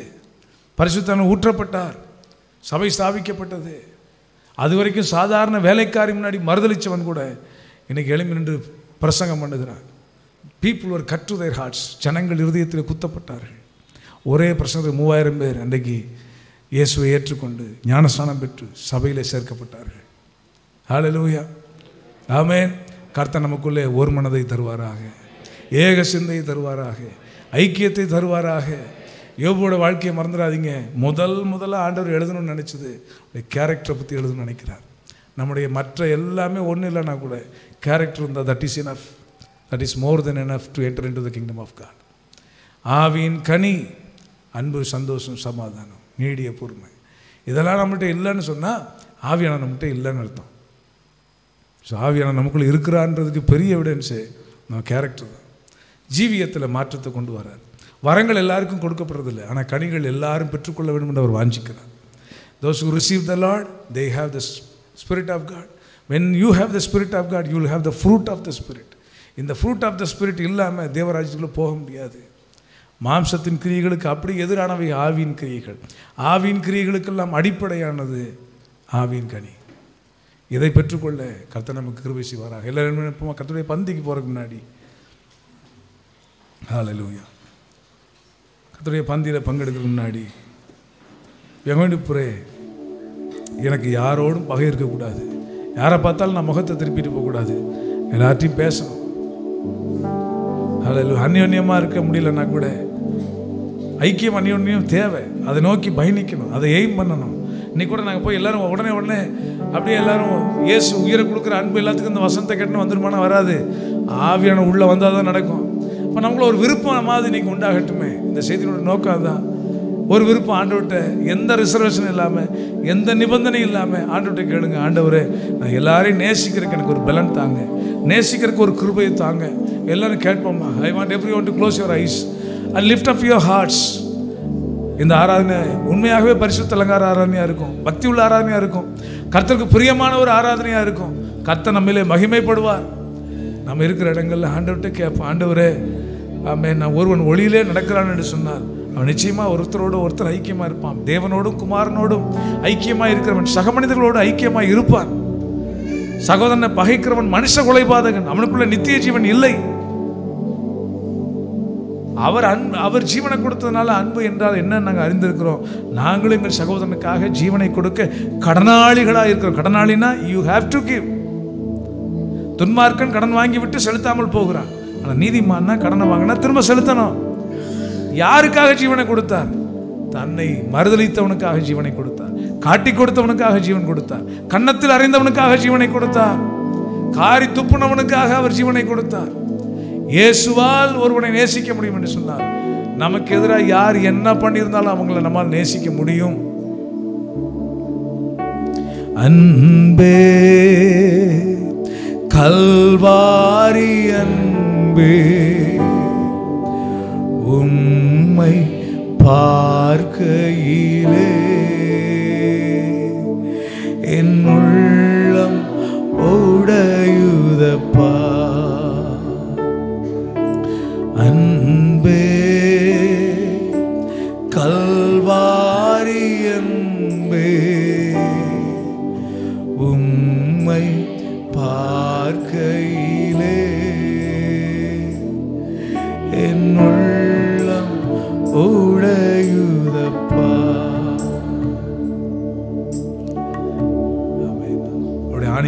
கரம் நம்மை அரவணைத்தது.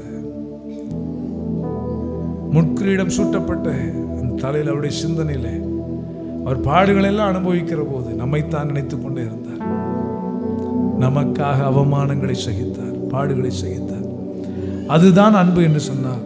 நம்முடைய வாழ்க்கையிலும் நம்மை அவமானப்படுத்தினவர்கள், நம்மை வெறுத்தவர்கள், நமக்கு விரோதமாய் செயல்பட்டவர்கள், நமக்கு விரோதமாக யார் என்ன செய்திருந்தாலும் எல்லாத்தையும் மன்னிக்கிறதுக்கு கர்த்தர் கிருபை தருவாராக. ஹல்லேலூயா. கசப்பு வெறுப்புகள், கோபங்கள், இந்த ஜென்ம சுபாவங்கள் இந்த விடுதலை பெற கர்த்தர் கிருபை செய்வாராக. I want our church to be a spiritual church. ஆவிக்குரிய சபையாக இருக்க வேண்டும். வெள்ள வஸ்திரம் அல்ல ஆவிக்குரிய சபைக்கு அடையாளம், அன்புதான் அடையாளம். ஹல்லேலூயா. அன்பில்லாதவன் தேவனை அறியவில்லை. ஆமென். ஹல்லேலூயா. காயங்கள் பார்க்கின்றே, கண்ணீர் வடிக்கின்றே. சொல்லுவோம். காயங்கள் பார்க்கின்றே, கண்ணீர் வடிக்கின்றே. தூய திரு ரத்தமே, துடிக்கும் தாயுள்ளமே. தூய திரு ரத்தமே, துடிக்கும் தாயுள்ளமே. அன்பே கல்வாரி அன்பே, உம்மை பார்க்கையிலே என்னுள்ளம் உடையுதப்பா. நெஞ்சிலே ஓர் ஊற்று நதியா பாயுதையா. கரம் உயர்த்தி. நெஞ்சிலே ஓர் ஊற்று நதியா பாயுதையா. மனிதர்கள் மூழ்கணுமே,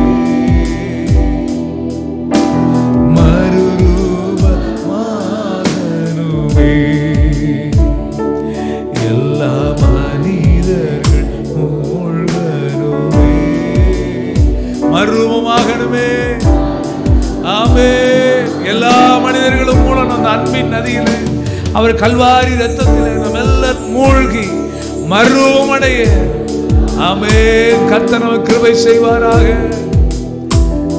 அன்பே கல்வாரி அன்பே, உம்மை பார்க்கையிலே என்னுள்ளம் உடையுதப்பா. இந்த காலை ஆராதனையில் பங்கு பெற்றிருக்கிற அத்தனை பேருக்கு ஒன்றை சொல்லுகிறேன். ஒரே ஒரு ஜெபம் ஆண்டவர்கிட்ட சொல்லுங்க. ஆண்டவரே, நான் யார் கூடயும் பிணக்கு எனக்கு இருக்கக்கூடாது, யாரோடையும் பகை இருக்கக்கூடாது, யார் மேலேயும் கசப்பு இருக்கக்கூடாது. யார் எனக்கு என்ன செஞ்சாலும் அவங்களுக்கு நன்மை செய்யறதுக்கு எனக்கு ஒரு வாய்ப்பு கொடுங்க. அவங்களை ஏற்றுக்கொள்ள எனக்கு ஒரு வாய்ப்பு கொடுங்க. பரிசுத்த ஆவியினுடைய அருள் மாறி என் வாழ்க்கையில ஊற்றப்படுவதற்கு என் இதயத்தில் ஒரு தடையுமே இருக்கக்கூடாது. ஆமென். பரிசுத்த ஆவி ஊற்றப்படுவதற்கு இடத்துல ஒரு தடையும் இருக்கக்கூடாது. பரிசுத்த ஆவியை பயன்படுத்துவதற்கு ஒரு தடையும் இருக்கக்கூடாது. ஆமென். நான் என்ன ஆண்டவருக்காக செஞ்சாலும் அன்பு எனக்கு இராவிட்டால் நான் ஒன்றுமே இல்லை. என் சரீரத்தை நான் சுட்டரிக்கப்பட ஒப்பு கொடுத்தாலும், எனக்கு உண்டான எல்லாவற்றையும் நான் அன்னதானமாக கொடுத்தாலும், நான் மனுஷர் பாஷைகளை பேசினாலும் தூதர் பாஷைகளை பேசினாலும் அன்பு எனக்கு இராவிட்டால் சத்தமிடுகிற வெண்கலம் போலவும் ஓசையிடுகிற கைத்தாளம் போலவும் இருப்பேன். நான் தீர்க்கதரிசன வரத்தை உடையவனாய் இருந்து சகல ரகசியங்களையும் சகல அறிவையும் அறிந்தாலும், மலைகளை பெயர்க்கத்தக்கதான விசுவாசம் உள்ளவனாய் இருந்தாலும் அன்பு எனக்கு இராவிட்டால் நான் ஒன்றுமில்லை. எனக்கு உண்டான யாவற்றையும் நான் அன்னதானம் பண்ணினாலும், என் சரீரத்தை சுட்டரிக்கப்படுவதற்கு ஒப்பு கொடுத்தாலும் அன்பு எனக்கு இராவிட்டால் எனக்கு பிரயோஜனம் இல்லை. அன்பு நீடிய சாந்தமும் தயவும் உள்ளது. அன்புக்கு பொறாமை இல்லை. அன்பு தன்னை புகழாது. அன்பு இருமாப்பாயிராது, சினமடையாது, தீங்கு நினையாது. அயோக்கியமானது செய்யாது, தற்பொழிவை நாடாது, அநியாயத்தில் சந்தோஷப்படாமல் அன்பு சத்தியத்திலே சந்தோஷப்படும். நீ கேட்ட சத்தியம் உங்களுக்கு சந்தோஷமா இருக்கா? ஹல்லேலூயா. சகலத்தையும் தாங்கும், சகலத்தையும் விசுவாசிக்கும், சகலத்தையும் நம்பும், சகலத்தையும் சகிக்கும். அன்பு ஒரு காலம் ஒழியாது. ஹல்லேலூயா. ஆண்டவரே, உம்முடைய கல்வாரி அன்பு எங்களுக்குள்ளே கரை புரண்டோடும்படியாய் செய்வீராக. ஹல்லேலூயா. கர்த்தருடைய பந்திக்கு நம்ம போறோம். பிதா குமாரன் பரிசுத்த ஆவி நாமத்தினாலே தண்ணீரில் மூழ்கி ஞானஸ்நானம் பெற்றவர்கள் கர்த்தருடைய பந்தியில் பங்கெடுக்கலாம். மற்றவர்கள் சீக்கிரமாக இந்த ஞானஸ்நான உடன்படிக்கையில் இணைக்கப்பட உங்களை ஒப்புக்கொடுங்கள். ஹல்லேலூயா. ஒரு வேத பகுதி உங்களுக்காக வாசிக்கின்றேன். ஞானஸ்நானம் பெறாதவங்க நீங்கள் இருக்கிற இடத்துல அமர்ந்து கொள்ளலாம். மற்றவர்கள் இந்த வசனத்தை கவனிங்க. இன்னும் ஆராதனை முடியலை. ஆராதனை முடிஞ்சதுக்கப்புறம் நீங்கள் பந்தியில் பங்கெடுக்கலைனாலும் ஞானஸ்நானம் பெறாதவர்கள் சொல்கிறேன், ஆராதனை முடிச்சு தான் நீங்கள் போகணும். 1 கொரிந்தியர் 11 அதிகாரத்தில் 23 முதல் உள்ள வசனங்களை வாசிக்கிறேன். நான் உங்களுக்கு ஒப்புவித்ததை கர்த்தரிடத்தில் பெற்றுக்கொண்டேன். என்னவெனில், கர்த்தராகிய இயேசு தாம் காட்டி கொடுக்கப்பட்ட அன்று ராத்திரியிலே அப்பத்தை எடுத்து ஸ்தோத்திரம் பண்ணி அதை பிட்டு, நீங்கள் வாங்கி புசியுங்கள், இது உங்களுக்காக பிற்கப்படுகிற என்னுடைய சரீரமாயிருக்கிறது, என்னை நினைவு கூறும்படி இதை செய்யுங்கள் என்றார். போஜனம் பண்ணின பின்பு அவர் அந்தபடியே பாத்திரத்தையும் எடுத்து, இந்த பாத்திரம் என்ற ரத்தத்தினாலாகிய புதிய உடன்படிக்கையாக இருக்கிறது, நீங்கள் இதை பானம் பண்ணும் போதெல்லாம் என்ன நினைவு கூறும்படி இதை செய்யுங்கள் என்றார். ஆகையால் நீங்கள் இந்த அப்பத்தை புசித்து இந்த பாத்திரத்தில் பானம் பண்ணும் போதெல்லாம் கர்த்தர் வருமளவும் கர்த்தருடைய மரணத்தை தெரிவிக்கிறீர்கள். இப்படி இருக்க, எவன் அபாத்திரமாக கர்த்தருடைய அப்பத்தை புசித்து அவருடைய பாத்திரத்தில் பானம் பண்ணுகிறானோ அவன் கர்த்தருடைய சரீரத்தையும் இரத்தத்தையும் குறித்து குற்றமுள்ளவனாய் இருப்பான். எந்த மனுஷனும் தன்னைத்தானே சோதித்து அறிந்து இந்த அப்பத்தில் புசித்து இந்த பாத்திரத்தில் பானம் பண்ண கடவன். என்னத்தினாலில் அபாத்திரமாக போஜனமானம் பண்ணுகிறவன் கர்த்தருடைய சரீரம் என்னதென்று நிதானித்தறியாதனால் தனக்கு ஆக்கினை தீர்ப்பு வரும்படி போஜனமானம் பண்ணுகிறான். இது நிமித்தம் உங்களில் அநேகர் பலவீனரும் வியாதி உள்ளவர்களுமாய் இருக்கிறார்கள், அநேகர் நித்திரையும் அடைந்திருக்கிறார்கள். நம்மை நாம் நிதானித்தறிந்தால் நாம் நியாயந்திருக்கப்படும். இந்த வேத பகுதியில் சொல்லப்பட்டது, உங்களில் அநேகர் வியாதி உள்ளவர்களாக இருக்கிறார்கள், அநேகர் மரணம் அடைந்திருக்கிறார்கள், அநேகர் பலவீனமாக இருக்கிறார்கள். காரணம் என்னோடு சொன்னால், அபாத்திரமாக கர்த்தருடைய பந்தியில் பங்கெடுப்பது தான். இந்த பந்தியில் பங்கெடுக்க 2 முக்கியமான காரியம். ஒன்று பரிசுத்தம், மற்றொன்று சமாதானம். யாவரோடு சமாதானமாக இருக்க வேண்டும். பரிசுத்தமாக இருந்தால் மாத்திரம்தான் இந்த பந்தியில் பங்கெடுக்க வேண்டும். கர்த்தர் நம்மை தகுதிப்படுத்துவாராக. நம்மிடத்தில் பிள்ளைகள் உண்டு, அவைகள் எல்லாம் சரி செய்ய கர்த்தர் பலன் தருவாராக. ஒரு விஷயம் கண்களை மூடி கர்த்தரை நோக்கி பாரும். பரலோக பிதாவே, இந்த பந்தியில் பங்கெடுப்பதற்கு, இதை ஆசரிப்பதற்கு எங்களை தகுதிப்படுத்துங்க. எங்கள் குற்றங்கள் குறைவுகள் எல்லாம் கர்த்தர் கிருபையாய் மன்னிங்க. பரிசுத்த இரத்தத்தினால் எங்களை கழுவி சுத்திகரிங்க. உடைய வசனத்தினால் எங்களை கழுவி கொண்டிருக்கிறீர், அதற்காக நன்றி. உடைய வசனம் எங்களை புடமிட்டு கொண்டிருக்கிறது, அதற்காக நன்றி. உடைய வசனம் எங்களோடு பேசி கொண்டிருக்கிறது, அதற்காக நன்றி. எங்களை சுத்திகரிப்பது மட்டுமல்ல, எங்களை தகுதிப்படுத்துங்க. உம்முடைய மாசற்ற அந்த உம்முடைய திரு ரத்தத்தை, அப்படியே மாசற்ற உம்முடைய சரீரத்தை விலையேற பெற்ற காணக்கூடாதவரான அதரிசனமான தேவன் எங்களுக்காக மனு உருவெடுத்து வந்தீரே, அந்த மாம்சத்தையும் இரத்தத்தையும் உட்கொள்ள பருகுவதற்கு கர்த்தர் எங்களை தகுதிப்படுத்துவீராக. இயேசுவின் நாமத்தில் பிதாவே, ஆமென். பிள்ளைங்க முன்னாடி வாங்க, பாட்டு பாடுறதுக்கு. Brother Freddy.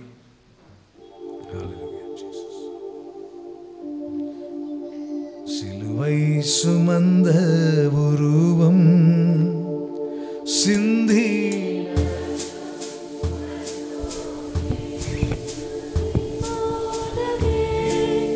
பாய்கின்றதே, நம்பி இயேசு வந்தை வா,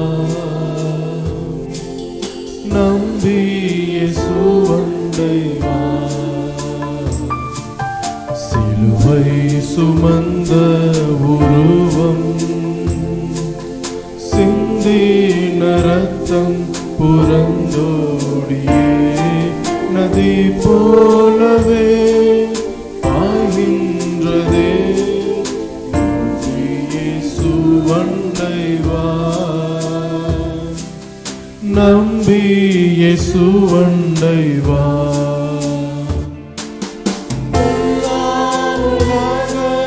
சிற்றின்பங்கள் எல்லாம் அழியும் மாயே,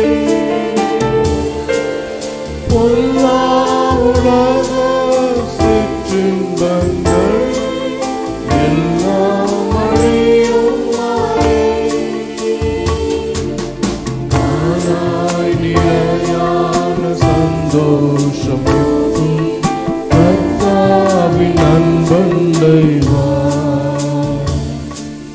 தானாய் நிலையான சந்தோஷம் பூமியில் கர்த்தாவின் அன்பண்டை வா. சிலுவை சுமந்த உருவம் சிந்தின ரத்தம் புரண்டோடியே நதி போலவே ஆய்கின்றதே. நம்பி இயேசுவண்டை வா. நம்பி இயேசுவண்டை வா. ஆத்தும மீட்பை பெற்றிடாமல் ஆத்ம நஷ்டமடைந்தார். ஆத்தும மீட்பை பெற்றிடாமல் ஆத்ம நஷ்டமடைந்தார். லோகம் முழுவதும் ஆதாயமாக்கியும் லாபம் ஒன்றும் இல்லையே. லோகம் முழுவதும் ஆதாயமாக்கியும் லாபம் ஒன்றும் இல்லையே. சிலுவை சுமந்த உருவம் சிந்தின ரத்தம் புரண்டோடியே நதி போலவே பாய்கின்றதே. நம்பி இயேசுவண்டை வா. நம்பி இயேசுவண்டை வா. பாவ மனித ஜாதிகளை நாசமாய் நீக்க வந்தார். பாவ மனித ஜாதிகளை நாசமாய் நீக்க வந்தார். பாவ பரிகாரி கர்த்தர் இயேசுநாதர் பாவம் எல்லாம் சுமந்தார். பாவ பரிகாரி கர்த்தர் இயேசுநாதர் பாவம் எல்லாம் சுமந்தார். சிலுவை சுமந்த உருவம் சிந்தின ரத்தம் புரண்டோடியே நதி போலவே பாய்கின்றதே. நம்பி இயேசுவண்டை வா. நம்பி இயேசுவண்டை வா. நித்திய ஜீவன் வாஞ்சிப்பாயோ நித்திய மோட்ச வாழ்வில். நித்திய ஜீவன் வாஞ்சிப்பாயோ நித்திய மோட்ச வாழ்வில். தேடி வராயோ பரிசுத்த ஜீவியம் தேவை அதை அடைவார். தேடி வராயோ பரிசுத்த ஜீவியம் தேவை அதை அடைவார். சிலுவை சுமந்த உருவம் சிந்தின ரத்தம் புரண்டோடியே நதி போலவே பாய்கின்றதே. நம்பி இயேசுவண்டை வா. நம்பி இயேசுவண்டை வா. தாகம் அடைந்தோர் எல்லோருமே தாகத்தை தீர்க்க வாரும். தாகம் அடைந்தோர் எல்லோருமே தாகத்தை தீர்க்க வாரும். ஜீவ தண்ணீர்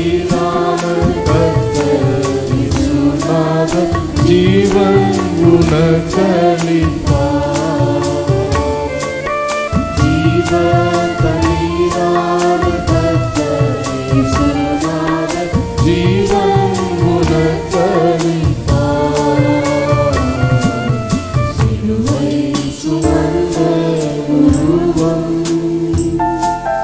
சிந்தின ரத்தம் புரண்டோடி அதை போலவே பாய்கின்றதே. நம்பி இயேசு அண்டை வா,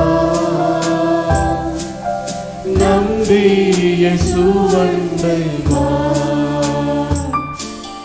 பாவ மனித ஜாதிகளை பாசமாய் மீட்க வந்தார். பாவ மனித ஜாதிகளை பாசமாய் மீட்க வந்தார். பாவ பரிகாரி கர்த்தர் இயேசுநாதர் பாவமெல்லாம் சுமந்தார்.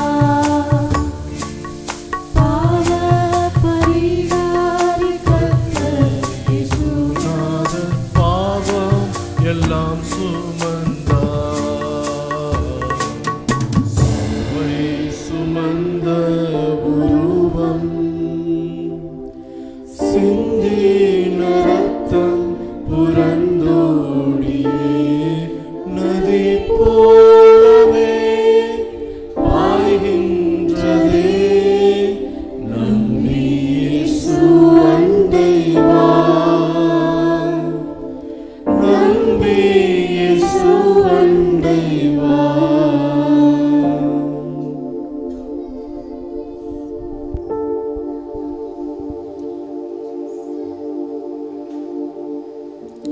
எல்லாருடைய கரங்களிலும் அப்பவும் ரசம் கொடுக்கப்பட்டிருக்கிறது.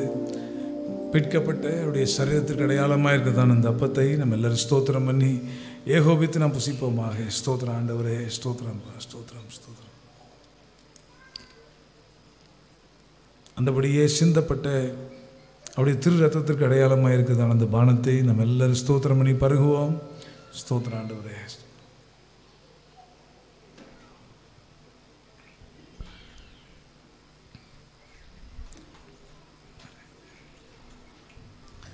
ஆனந்தம் கொள்ளுவேன், அவரை நான் பாடுவேன் உயிருள்ள நாள் வரையில். ஹல்லேலூயா. ஆனந்தம் கொள்ளுவேன், அவரை நான் பாடுவேன் உயிருள்ள நாள் வரையில். இந்த நாவல் புது பாட்டு இந்த இயேசு தருகிறார்.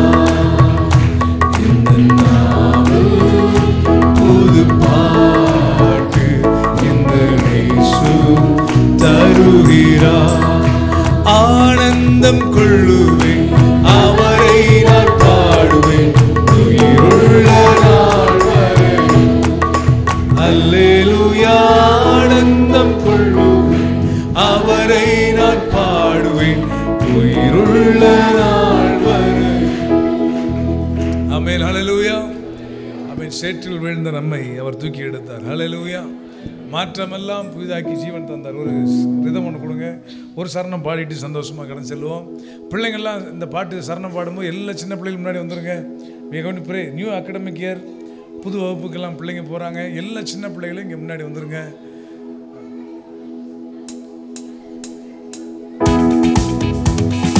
செற்றில் விழுந்த என்னை அவர் தூக்கி எடுத்தார், நாற்றமெல்லாம் ஜீவ ரத்தம் கொண்டு மாற்றினார். செற்றில் விழுந்த என்னை அவர் தூக்கி எடுத்தார், நாற்றமெல்லாம் ஜீவ ரத்தம் கொண்டு மாற்றினார். ஆனந்தம் கொள்ளுவேன், அவரை நான் பாடுவேன் உயிருள்ள நாள் வரை. அல்லேலூயா.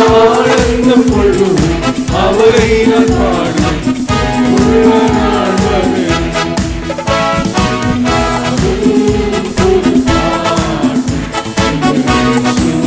தருகிறார்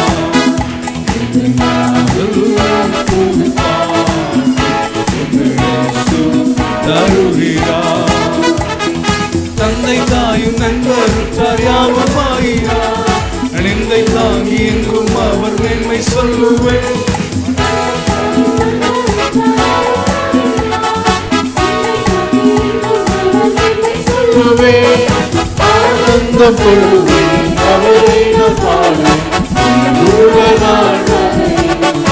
அல்லேலூயா ஆனந்தம் கொள்ளுவேன் அவரை நான் பாடுவேன் உள்ள நாள் வரை.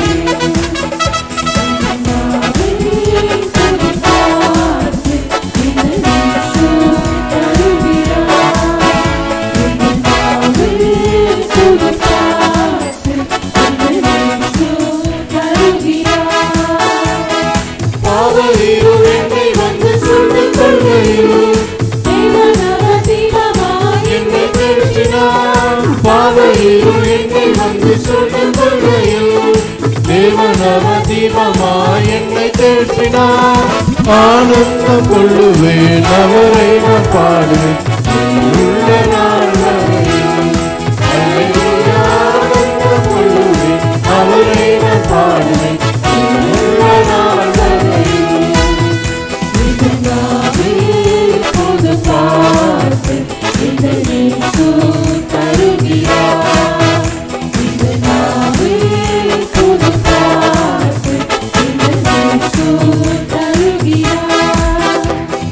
வாதை நோயும் வந்த போது வேண்டல் கேட்டார். வாதை நோயும் வந்த போது வேண்டல்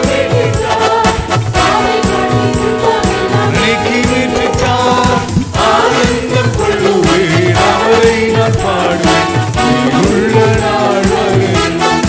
அல்லேலூயா ஆனந்தம் கொள்ளுவேன் அவரை நான் பாடுவேன் உள்ள நாள் வரை.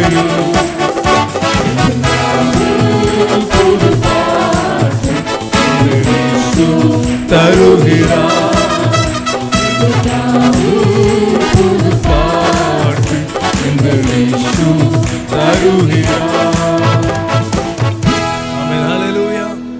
பரலோக பிதாவே, இரக்கமுள்ள ஆண்டவரே, இந்த நாளிலே மீண்டுமாக ஆண்டவரே எங்கள் மக்களோடு வந்து உம்மை ஆராதிக்க, உம்முடைய வார்த்தைகளை தியானிக்க, உம்முடைய பிள்ளைகளுக்காக ஜெபிக்க கர்த்தர் பாராட்டின தயவுக்காய் நன்றி. கர்த்தருடைய பந்தியிலே பங்கெடுக்க கர்த்தர் பாராட்டின தயவுக்காய் நன்றி. அடியணிங்க இல்லாத நேரத்தில் பாஸ்டர் ஜெயசேகர் அவர்கள் வந்து ஊழியத்தை செய்தார்கள். பாஸ்டர் அரியலூர் வெஸ்லி அவர்கள் வந்து ஊழியத்தை நிறைவேற்றினார்கள். பாஸ்டர் டேவிட் ராஜா அவர்கள் வந்து ஊழியத்தை நிறைவேற்றினார்கள். பாஸ்டர் கிப்சன் துரை அவர்கள் வந்து ஊழியம் செய்தார்கள். அந்த ஊழியக்காரர்கள் எல்லாம் மனப்பூர்வமாய் சபையாக நாங்கள் வாழ்த்துகிறோம், ஆசீர்வதிக்கிறோம். கர்த்தருடைய ஆசீர்வாதம் அவர்கள் மேல் இருப்பதாக, கர்த்தருடைய தயவு அவர்கள் மேல் இருப்பதாக. அதுபோல் ஆண்டவரே, இந்த நாளில் எங்கள் சிறு பிள்ளைகளுக்காக விசேஷமாக ஜெபிக்கிறேன். படிக்கிற பிள்ளைகளுக்காக ஜெபிக்கிறேன். எங்கள் பிள்ளைகளுக்கு ஞானத்தை கொடுங்க, கல்விமானின் நாவை கொடுங்க, நல்ல ஞாபக சக்தியை கொடுங்க, நல்ல கிராஸ்பிங் கெப்பாசிட்டியை கொடுங்க. கர்த்தருக்கு ஏற்ற சிச்சையில் பிள்ளைகள் வளர்ந்து வருவார்களாக. எங்கள் பிள்ளைகள் ஆவிக்குரிய பிள்ளைகளாய் வளருவார்களாக. பாவ நிறைந்த உலகத்திலே பரிசுத்தமாய் வளருவார்களாக. நல்ல திறமசாலிகளாக இருப்பார்களாக. நல்ல தாழ்மையுள்ளவர்களாக இருப்பார்களாக. அவன் நல்ல அண்டர்ஸ்டாண்டிங், நல்ல இன்சைட்ஸ் எங்கள் பிள்ளைகளுக்கு கொடுங்க. டிசிப்ளின் கொடுங்கப்பா. எங்கள் பிள்ளைகள் ஒழுக்க சீலர்களாய் வளருவார்களாக. ஆவியின் கனியெல்லாம் எங்கள் பிள்ளைகளோடு இருப்பதாக. ஆமென். அவர்கள் இந்த வருஷத்தில் வியாதிப்படக்கூடாது, மருத்துவமனைகளுக்கு போகக்கூடாது. அல்லது எங்கள் பிள்ளைகளை கர்த்தர் நீங்கள் ஆசீர்வதிங்க, நோயற்ற வாழ்வை கொடுங்க. அவன் நல்ல கீழ்ப்படிதலை கொடுங்க. தாய் தகப்பனுக்கு மனநோவாக அல்ல, ஆசீர்வாதமாக இருக்க உதவி செய்யுங்க. ஆமென். வந்திருக்க எல்லா பிள்ளைகளுக்காக ஜெபிக்கிறேன். எல்லாரையும் ஆசீர்வதிங்க, எல்லாரையும் வழி நடத்துங்க. நீ கொடுத்த அழைப்பு அபிஷேகம் நாமத்தை கொண்டு எல்லாரையும் வாழ்த்துகிறேன். கர்த்தருடைய ஆசீர்வாதம் ஒவ்வொருவர் மேலும் இருப்பதாக. கர்த்தருடைய தயவு ஒவ்வொருவர் மேலும் இருப்பதாக. ஆமென். ஹல்லேலூயா. ஆமென். கர்த்தர் ஒவ்வொருவரையும் சமாதானத்தோடு, நிறைவான ஆசீர்வாதத்தோடு, மகிழ்ச்சியோடு கர்த்தர் அனுப்புவீராக. கர்த்தர் பெரிய காரியங்களை செய்வீராக. இயேசுவின் நாமத்தில் ஜெபிக்கிற நல்ல பிதாவே. ஆமென், ஆமென், ஆமென். என் ஆத்துமாவே கர்த்தரை ஸ்தோத்திரி, என் முழு உள்ளமையுடைய பரிசுத்த நாமத்தை ஸ்தோத்திரி. என் ஆத்துமாவே கர்த்தரை ஸ்தோத்திரி, கர்த்தர் செய்த சகல உபகாரங்களையும் மறவாதே. ஆமென். நம்முடைய பிதாவாகிய தேவனுடைய அன்பும் குமாரனாகிய இயேசு கிறிஸ்துவினுடைய கிருபையும் பரிசுத்த ஆவியானவருடைய அந்யோன்யமும் ஐக்கியமும் சந்தோஷம் சமாதானமும் மீட்பர் வருகை மட்டும் நம் அனைவரோடும் சகல பிரச்சனையோடு இருப்பதாக. ஆமென், ஆமென். ஹல்லேலூயா.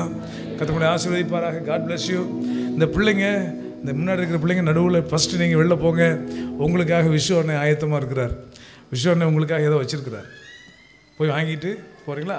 அப்புறம் பெரியவங்க போங்க. நான் வந்து இந்த முறை லைவ் கட் பண்ணிட்டீங்களா? துபாய்க்கு போயிருந்த போது